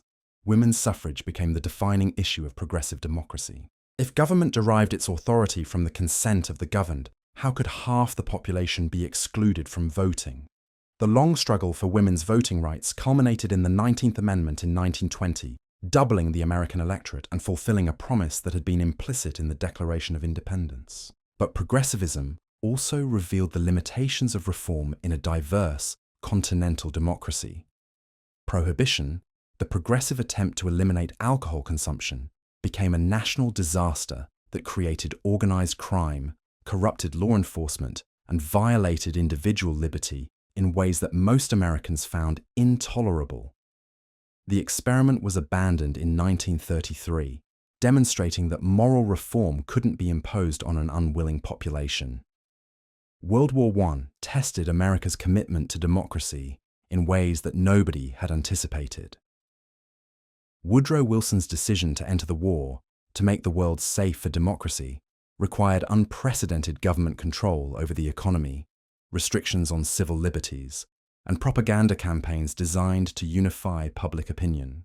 The war effort showed that democratic government could mobilize resources as effectively as any dictatorship, but at considerable cost to the very freedoms it claimed to protect. The Red Scare that followed the war revealed how easily democratic societies could succumb to hysteria and persecution.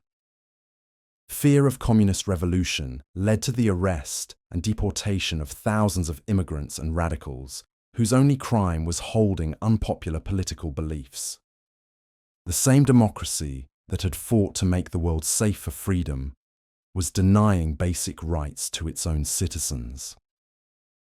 The 1920s brought unprecedented prosperity and cultural creativity that seemed to validate the American experiment. Mass production techniques pioneered by Henry Ford made automobiles, radios, and other consumer goods available to ordinary families. Jazz music, Hollywood movies, and professional sports created a national popular culture that transcended regional and ethnic divisions. Women's fashions and behavior challenged traditional gender roles in ways that would have shocked earlier generations. But prosperity also masked serious problems that would eventually bring the whole system crashing down. Income inequality reached levels not seen since the Gilded Age. Speculation in stocks and real estate created bubbles that couldn't be sustained. Agricultural overproduction and industrial overcapacity created imbalances that threatened economic stability. The very success of American capitalism was creating conditions for its own collapse. The Great Depression that began in 1929 was the worst economic crisis in American history, worse even than the panics and recessions that had periodically disrupted the economy throughout the 19th century.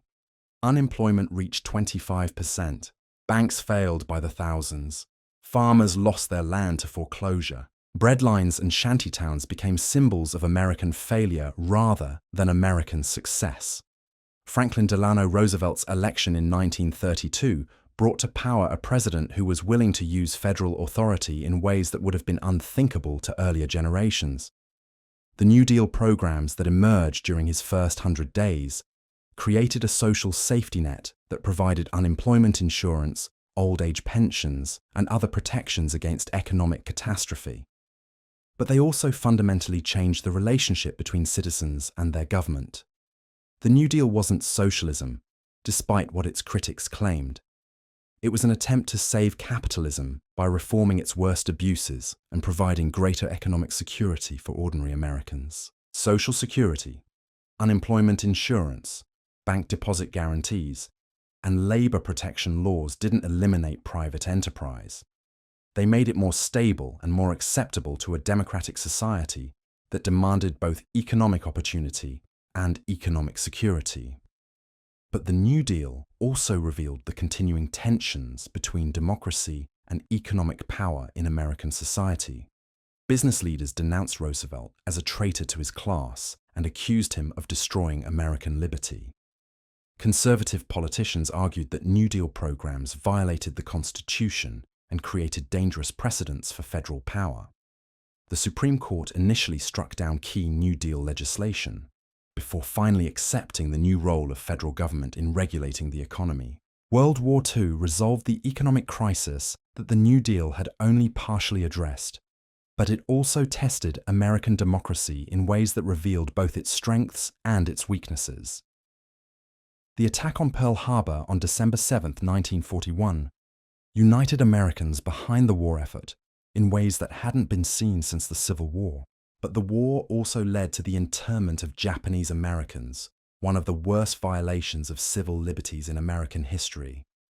The home front mobilization during World War II demonstrated the incredible productive capacity of American democracy when united behind a common purpose. American factories produced weapons, vehicles, and supplies that equipped not just American forces, but Allied armies around the world. American farms fed much of the Allied war effort. American women entered the workforce in unprecedented numbers, proving their capability in jobs that had previously been reserved for men. The victory over fascism in 1945 left America as the world's dominant power, but it also created new responsibilities and new challenges that would test democratic institutions for decades to come. The Cold War with the Soviet Union required permanent military mobilization and global commitments that were unprecedented in American history. How could a democratic society maintain the vigilance and unity needed to compete with a totalitarian rival without becoming totalitarian itself? The answer to that question would define the next phase of American history as the nation that had started as 13 rebellious colonies became a global superpower responsible for defending freedom around the world. The story was far from over, and the challenges ahead would test everything Americans had learned about democracy, liberty, and the price of preserving both in a dangerous world. The nuclear age that dawned over Hiroshima and Nagasaki didn't just end World War II, it fundamentally altered what it meant to be an American in ways that nobody could have predicted. For the first time in the nation's history, Americans lived under the constant threat of complete annihilation. The oceans that had protected America from foreign invasion for over a century meant nothing when intercontinental ballistic missiles could deliver hydrogen bombs across continents in 30 minutes. Harry Truman, the plain-speaking Missouri politician who had never expected to be president, found himself making decisions that would determine whether human civilization would survive. The atomic bomb wasn't just another weapon. It was a technology that could literally end the world, and America was the only nation that possessed it. The responsibility was crushing, and it would shape every aspect of American policy for the next half-century. The Cold War that emerged from the ashes of World War II was unlike any conflict in human history. This wasn't a war fought with armies and navies on traditional battlefields. It was a global struggle between two incompatible ideologies, two different visions of how human society should be organized. Democracy and communism couldn't coexist peacefully because each system claimed to represent the ultimate truth about human nature and social organization. Joseph Stalin's Soviet Union posed a threat that was both more subtle and more dangerous than Nazi Germany had been. Hitler's ambitions were territorial and racial. Stalin's were ideological and global. Communist parties in every country around the world looked to Moscow for guidance and support. The threat wasn't just military invasion. It was the possibility that democratic societies might voluntarily choose communism if they became convinced that it offered a better way of life. The Truman Doctrine, announced in 1947, committed America to supporting free peoples everywhere who were resisting communist takeover. It was a revolutionary departure from the isolationist tradition that had shaped American foreign policy since George Washington's farewell address. Suddenly, America was responsible for defending democracy not just at home, but around the entire world. The Marshall Plan that followed was even more ambitious. Instead of simply containing communist expansion through military force, America would rebuild the war-torn economies of Western Europe and create prosperity that would make communism irrelevant. It was an extraordinary act of enlightened self-interest that demonstrated American power at its most creative and generous. But the Cold War also required Americans to maintain a massive military establishment during peacetime for the first time in their history. The military-industrial complex that Dwight Eisenhower would later warn against was born from the necessity of competing with the Soviet Union across the globe. Defense spending became a permanent feature of the federal budget, employing millions of Americans and shaping the development of entire regions of the country.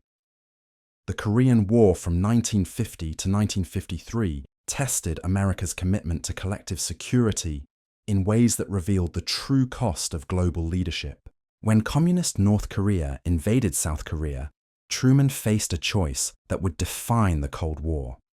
He could allow communist aggression to succeed and signal American weakness to enemies around the world, or he could fight a limited war for limited objectives while risking nuclear escalation with China and the Soviet Union. The decision to fight in Korea without seeking total victory was agonizing for Americans who had been conditioned by 2 world wars to expect decisive triumph over their enemies. Douglas MacArthur's dismissal for publicly challenging Truman's limited war strategy sparked a constitutional crisis that tested civilian control of the military. But Truman's decision to fire the popular general established the principle that in America, elected officials controlled military policy, not the other way around. The domestic impact of the Cold War was equally profound. The Red Scare of the late 1940s and early 1950s created an atmosphere of suspicion and paranoia that threatened the very freedoms America was fighting to defend. Senator Joseph McCarthy's reckless accusations of communist infiltration destroyed careers and lives while contributing little to actual national security. The House Un-American Activities Committee investigated Hollywood, academia, and government for communist sympathizers in ways that often violated basic principles of due process and free speech. But the Cold War also accelerated social changes that might have taken decades to achieve peacefully. The need to compete with Soviet propaganda about American racial inequality gave civil rights activists powerful leverage in their struggle for equality. How could America claim to lead the free world while denying basic rights to its own African American citizens? The contradiction was too obvious to ignore and too damaging to tolerate. The Montgomery bus boycott that began in 1955, when Rosa Parks refused to give up her seat to a white passenger, marked the beginning of the modern civil rights movement. But it wasn't just about buses, or even about segregation in the South. It was about whether America would finally live up to the promises it had been making since the Declaration of Independence was written. Martin Luther King Jr.'s leadership of the movement combined Christian morality with Gandhian nonviolence in ways that appealed to the conscience of white America while empowering Black Americans to demand their rights. The March on Washington in 1963, where King delivered his "I Have a Dream" speech, was one of the largest political demonstrations in American history and helped build support for comprehensive civil rights legislation. The Civil Rights Act of 1964 and the Voting Rights Act of 1965 dismantled the legal structure of segregation that had oppressed African Americans since Reconstruction. But legal equality and actual equality were two different things. Centuries of discrimination had created economic and social disadvantages that couldn't be eliminated simply by changing laws. The struggle for racial justice was far from over. The Vietnam War became the defining trauma of the 1960s generation and fundamentally changed how Americans thought about their government and their country's role in the world. What began as a limited commitment to help South Vietnam resist communist takeover escalated into a full-scale war that consumed over 50,000 American lives and divided the nation more deeply than any conflict since the Civil War. Unlike World War II, where American objectives were clear and victory was decisive, Vietnam was a confusing, frustrating conflict where progress was difficult to measure and success seemed always just out of reach. The enemy wasn't a conventional army that could be defeated in pitched battles. It was a guerrilla force that melted into the civilian population and fought according to rules that American military doctrine wasn't designed to handle. The credibility gap that emerged as government officials repeatedly claimed progress while the war dragged on year after year destroyed public trust in ways that would influence American politics for decades. The Pentagon Papers, leaked in 1971, revealed that government officials had been systematically lying to the public about the war's progress and prospects for success. If the government would lie about something as important as war, what else might it be lying about? The anti-war movement that emerged on college campuses and spread throughout American society challenged not just the Vietnam War, but the entire Cold War consensus that had shaped American policy since 1945. Young Americans who had grown up during the prosperity of the 1950s questioned whether military intervention around the world was really necessary to defend American security. They demanded to know why they should fight and die in a distant country for goals that their government couldn't clearly explain. The Cultural Revolution of the 1960s was inseparable from the political upheaval of the decade. The Civil Rights Movement, the anti-war movement, the women's liberation movement, and the counterculture all challenged traditional authority and demanded greater freedom and equality. Rock music, psychedelic drugs, sexual liberation, and alternative lifestyles represented a rejection of the conformist culture of the 1950s. But the social changes of the 1960s also produced a conservative backlash that would reshape American politics.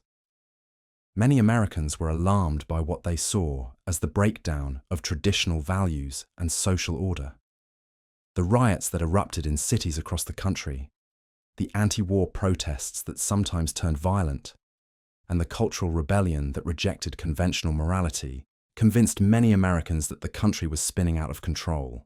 Richard Nixon's election in 1968 represented a turning point toward a more conservative approach to both domestic and foreign policy. Nixon's Southern strategy appealed to white voters who were opposed to civil rights advances, while his law and order message resonated with Americans who were frightened by urban violence and social disorder. The New Deal coalition that had dominated American politics since the 1930s was beginning to fracture along racial and cultural lines.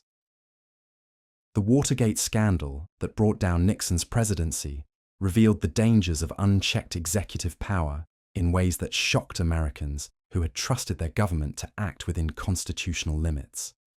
The break-in at Democratic National Committee headquarters was just the beginning of a pattern of illegal activities that included wiretapping, burglary, and the abuse of federal agencies for political purposes. Nixon's resignation in 1974 was a constitutional crisis that tested whether American democracy could survive when its highest elected official was revealed to be a criminal. But the system worked. Congress investigated, the Supreme Court ruled, and the president was forced to resign. The peaceful transfer of power that had been established during the early republic proved strong enough to survive even the corruption of the presidency itself. The economic problems of the 1970s challenged the post-war prosperity that Americans had come to take for granted. Inflation, unemployment, and energy shortages created a sense of malaise that suggested the American century might be coming to an end. The oil embargoes imposed by Arab nations during the 1973 and 1979 energy crises demonstrated how dependent America had become on foreign resources and how vulnerable that dependence made the nation. The Iranian hostage crisis that began in 1979, when revolutionary students seized the American embassy in Tehran, became a symbol of American impotence that haunted Jimmy Carter's presidency.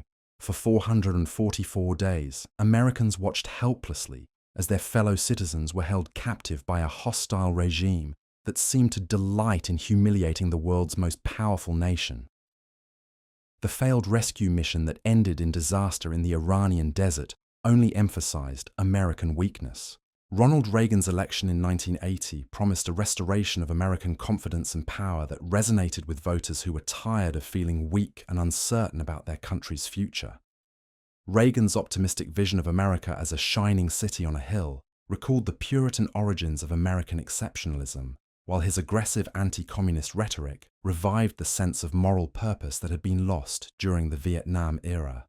The Reagan military buildup of the 1980s was designed to convince the Soviet Union that they couldn't compete with American technological and economic superiority. The Strategic Defense Initiative, dismissed by critics as Star Wars, represented an attempt to use American technological advantage to neutralize the Soviet nuclear threat. Whether the program could have actually worked was less important than its psychological impact on Soviet leaders who knew they couldn't match American spending on advanced weapons systems. The end of the Cold War came with stunning suddenness as the Soviet Union collapsed under the weight of its own contradictions. The Berlin Wall, that had symbolized the division between freedom and tyranny, fell in 1989, and within 2 years, the Soviet Union itself had ceased to exist. America had won the Cold War without fighting World War III, a triumph of patience and persistence that validated the strategy of containment that had been developed in the 1940s.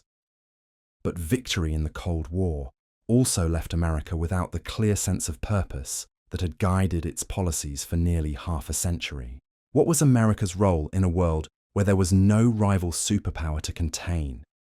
How should American power be used when there was no existential threat to American survival? These questions would define the post-Cold War era and create new challenges that were in some ways more complex than those of the Cold War itself. The Gulf War of 1991 demonstrated American military superiority in ways that seemed to validate the massive defense investments of the Reagan era.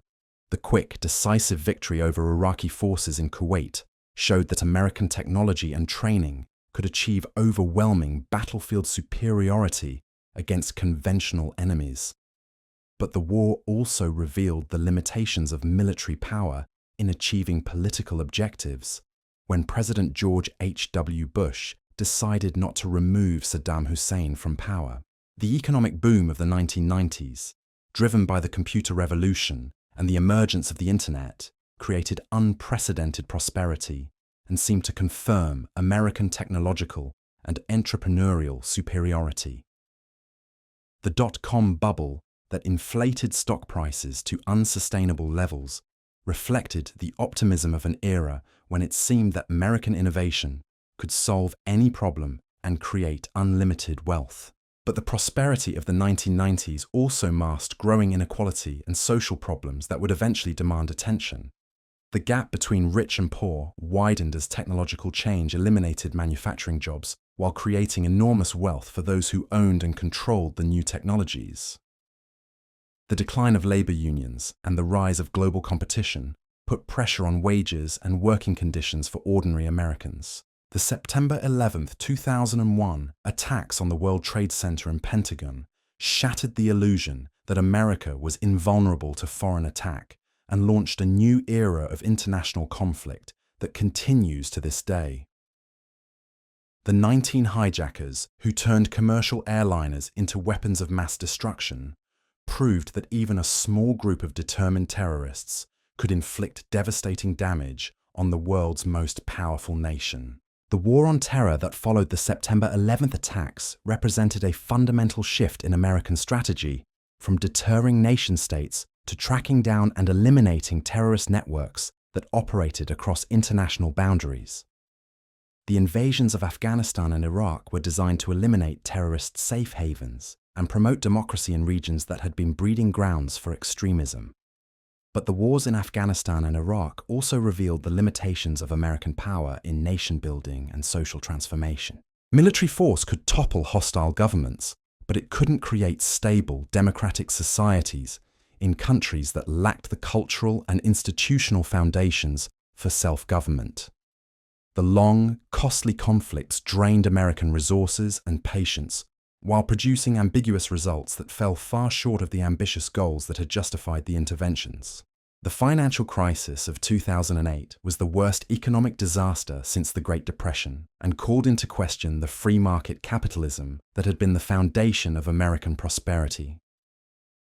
The collapse of major financial institutions, the massive government bailouts that followed, and the millions of Americans who lost their homes and jobs revealed systemic problems in the American economy that simple prosperity couldn't cure.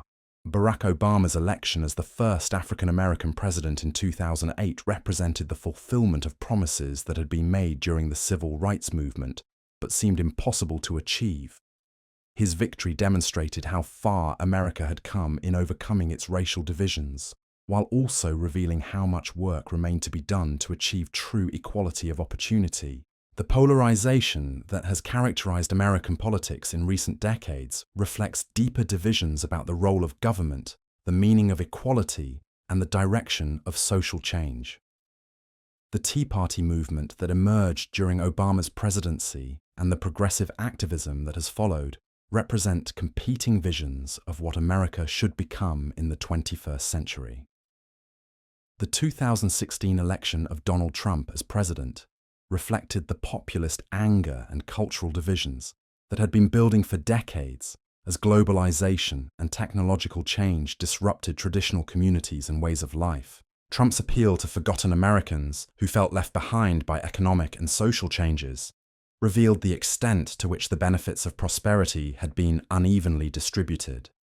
The COVID-19 pandemic that began in 2020 tested American institutions and social cohesion in ways not seen since World War II. The public health crisis, economic lockdowns, and political battles over masks and vaccines revealed both the strengths and weaknesses of American democracy when faced with a challenge that required collective action and shared sacrifice. The storming of the Capitol on January 6, 2021, by supporters of President Trump who refused to accept his election defeat, represented the most serious threat to American democracy since the Civil War. The peaceful transfer of power that had been a hallmark of American democracy since 1797 was challenged by a president and his supporters who preferred their own power to constitutional government. Yet American democracy survived the crisis, as it had survived previous challenges throughout its history. The constitutional system created by the founders proved resilient enough to withstand even direct attacks on its legitimacy. Elections were held, votes were counted, and power was transferred according to law rather than force. The America of 2024 is vastly different from the 13 colonies that declared independence in 1776, yet the fundamental principles that motivated the revolution remain relevant. The struggle between liberty and order, between individual rights and collective responsibilities, between local autonomy and national unity, continues to shape American politics and society. The challenges facing America today are different from those faced by previous generations, but they require the same combination of wisdom, courage, and compromise that has enabled American democracy to survive and flourish for nearly 2.5 centuries. Climate change, technological disruption, global competition, and social inequality all demand responses that honor American values while adapting to changing circumstances. The story of America is still being written, and its outcome remains uncertain. But the history we've traced from colonial rebellion, through civil war, industrial transformation, global leadership, and contemporary challenges suggests that American democracy possesses remarkable resilience and adaptability. The key insight from this long historical journey is that American democracy has never been perfect, but it has proven capable of self-correction and gradual improvement. The arc of American history, as Martin Luther King Jr. observed, bends toward justice, even if progress is often slow and sometimes interrupted by setbacks. The greatest test of American democracy in the 21st century isn't coming from foreign enemies or economic collapse. It's coming from Americans themselves who have forgotten what made their experiment in self-government possible in the first place. The very freedoms that previous generations died to secure are being taken for granted by people who have never known what it's like to live without them. Social media has created echo chambers where Americans only hear opinions that confirm their existing beliefs. Cable news networks cater to partisan audiences who want their biases reinforced rather than challenged. Political leaders gain more followers by demonizing their opponents than by seeking common ground. The shared civic culture that once united Americans across regional and ideological differences is fragmenting into tribal loyalties that view fellow citizens as enemies. This isn't just unfortunate, it's dangerous. Democracy depends on the assumption that people who disagree politically can still cooperate as citizens of the same republic. When that assumption breaks down, when political differences become existential conflicts between irreconcilable worldviews, democratic institutions become weapons in a zero-sum struggle for total victory rather than forums for peaceful compromise. The immigration debates of the early 21st century revealed how dramatically American society had changed since the great waves of European immigration a century earlier. Previous generations of newcomers had arrived in an era when American cultural identity was more confident and more clearly defined. The melting pot metaphor assumed that immigrants would gradually adopt American values and customs while contributing their own traditions to the broader culture. But the America of the 2000s was less certain about what it meant to be American. The civil rights movement had challenged traditional assumptions about race and equality. The women's liberation movement had questioned conventional gender roles. The counterculture of the 1960s had rejected many established social norms. Multiculturalism had replaced assimilation as the preferred approach to diversity. The result was a society that celebrated diversity, but struggled to articulate what, if anything, unified Americans beyond geography and legal citizenship. When critics of immigration argued that newcomers weren't assimilating, defenders responded that assimilation itself was an outdated concept that reflected cultural imperialism rather than democratic values. Both sides missed the deeper issue. America had always been a nation defined by ideas rather than ethnicity or religion. The founders had created a political system based on universal principles that could theoretically include anyone willing to embrace them. But those principles required active cultivation and transmission from one generation to the next.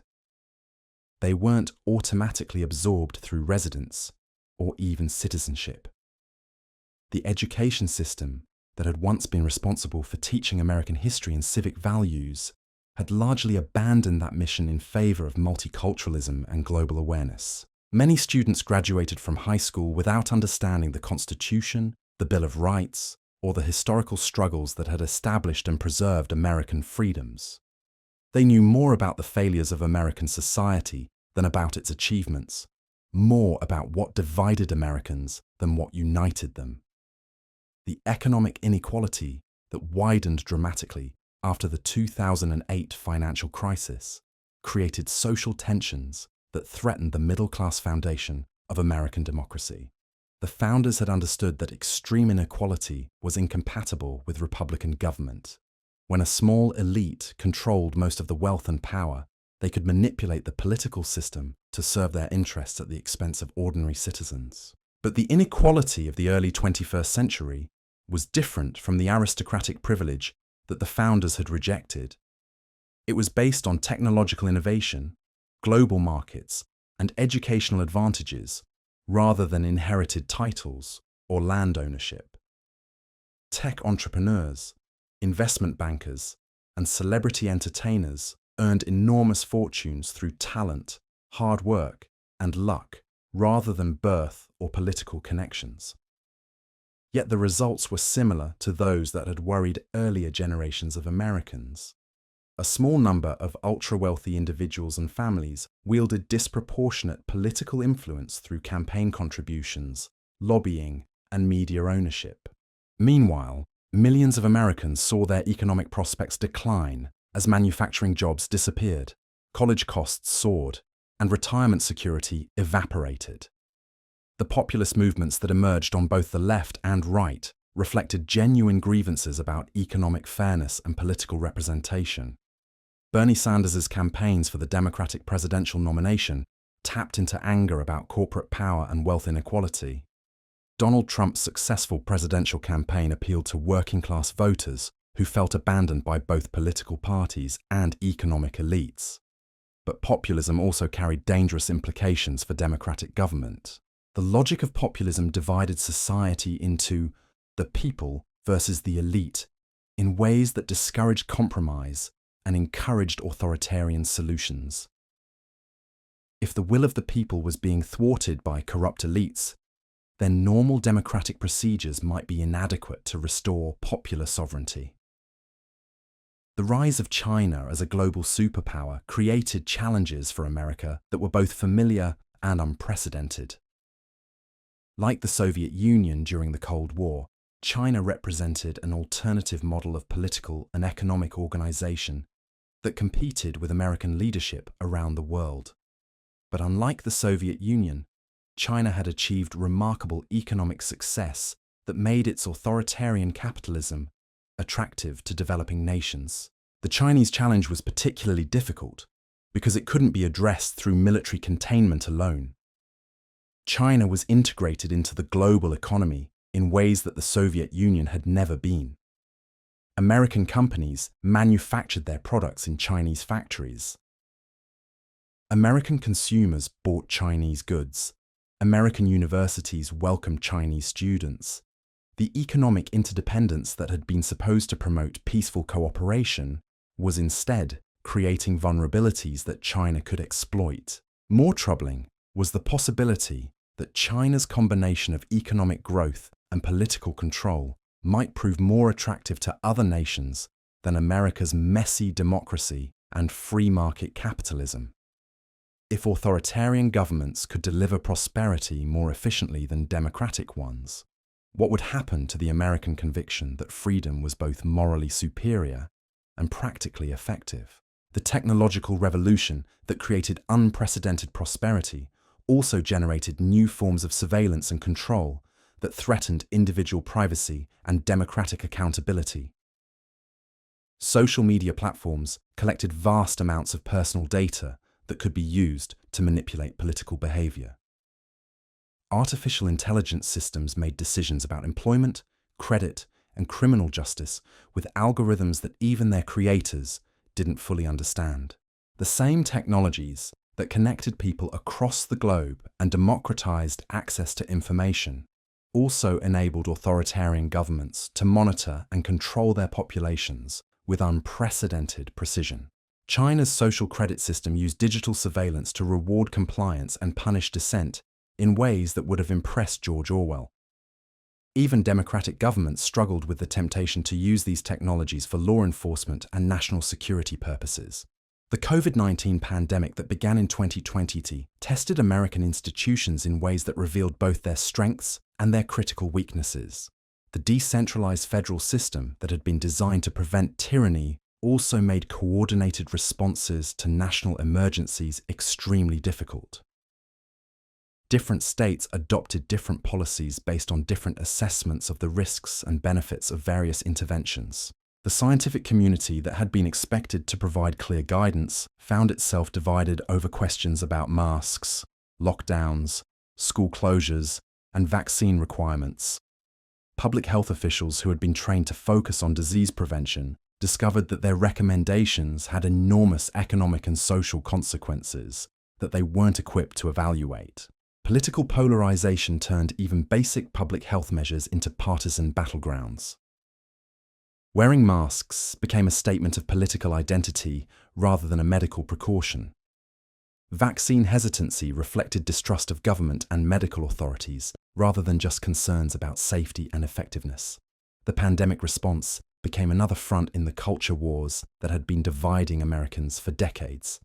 The economic disruption caused by pandemic lockdowns accelerated trends that had already been reshaping American society.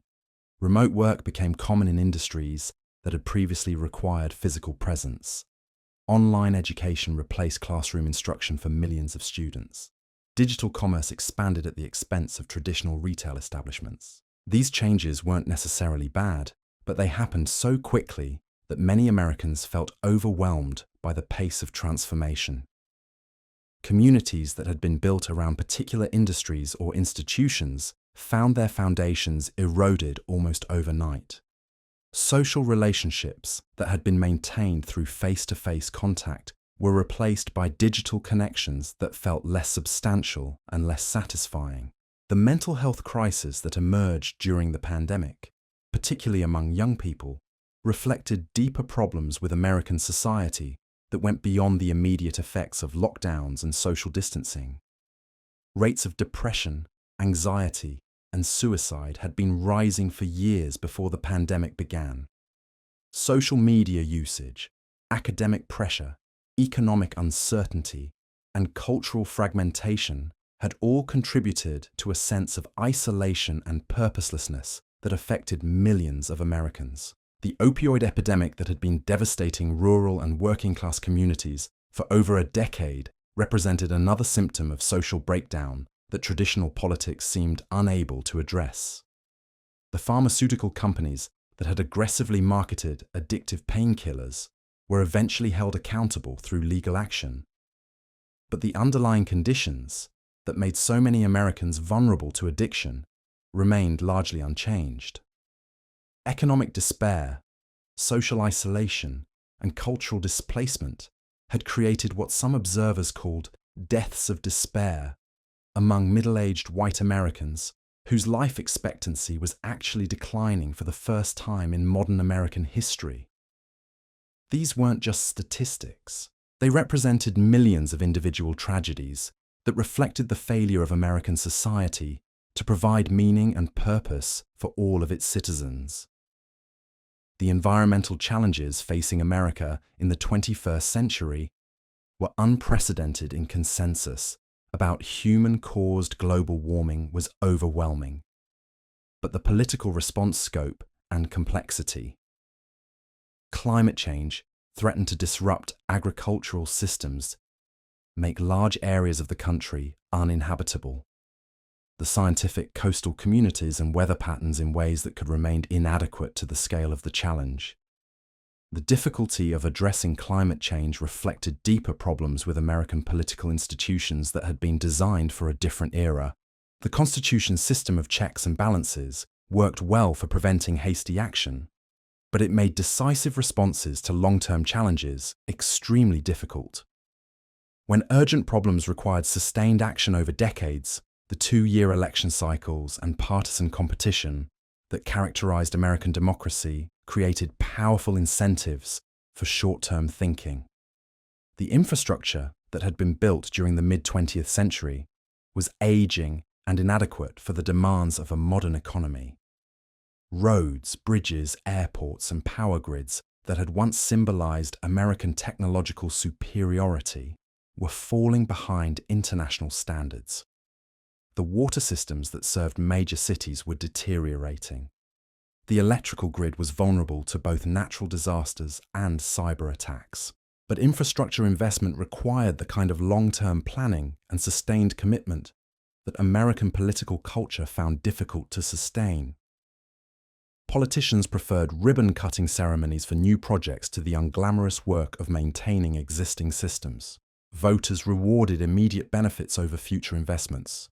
The result was a gradual decline in the physical foundations of American prosperity. The space program that had once symbolized American technological leadership and national purpose had been scaled back dramatically after the Apollo missions achieved their goal of reaching the moon.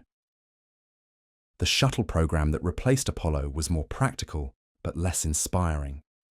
When the shuttles were retired, America temporarily lost the ability to launch its own astronauts into space. The emergence of private companies like SpaceX that could launch satellites and supply the International Space Station more cheaply than government agencies represented both an opportunity and a challenge for American space policy.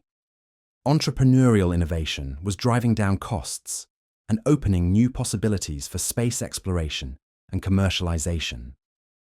But it also raised questions about the proper role of government in activities that had strategic importance for national security and scientific advancement. The return to the moon and eventual missions to Mars that were being planned for the 2020s and 2030s reflected a renewed recognition that space exploration served important purposes beyond scientific research.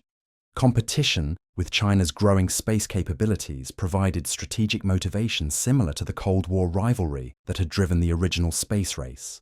The technological spin-offs from space programs continued to drive innovation in materials, communications, and computing. But space exploration also represented something more fundamental about American character and values. The willingness to undertake difficult, expensive projects with uncertain outcomes reflected the optimism and ambition that had always distinguished American society.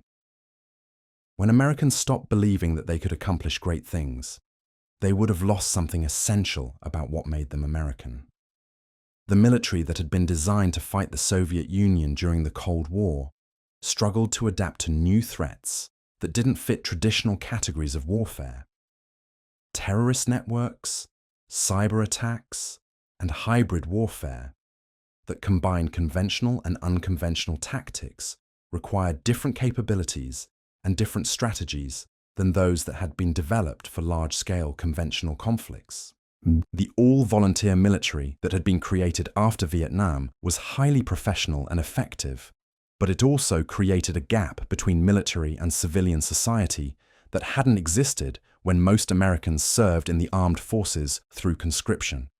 Less than 1% of Americans served in the military, and they were increasingly drawn from particular regions and social classes rather than representing a cross-section of American society.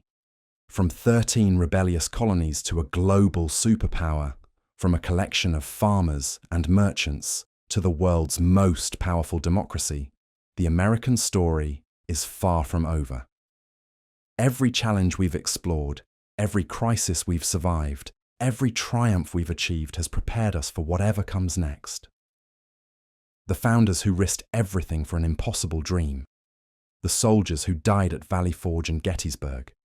The immigrants who crossed oceans for a better life. The activists who marched for civil rights. They all understood something that we must never forget. America isn't just a place on a map. It's an idea that changed the world, and it's an idea worth fighting for.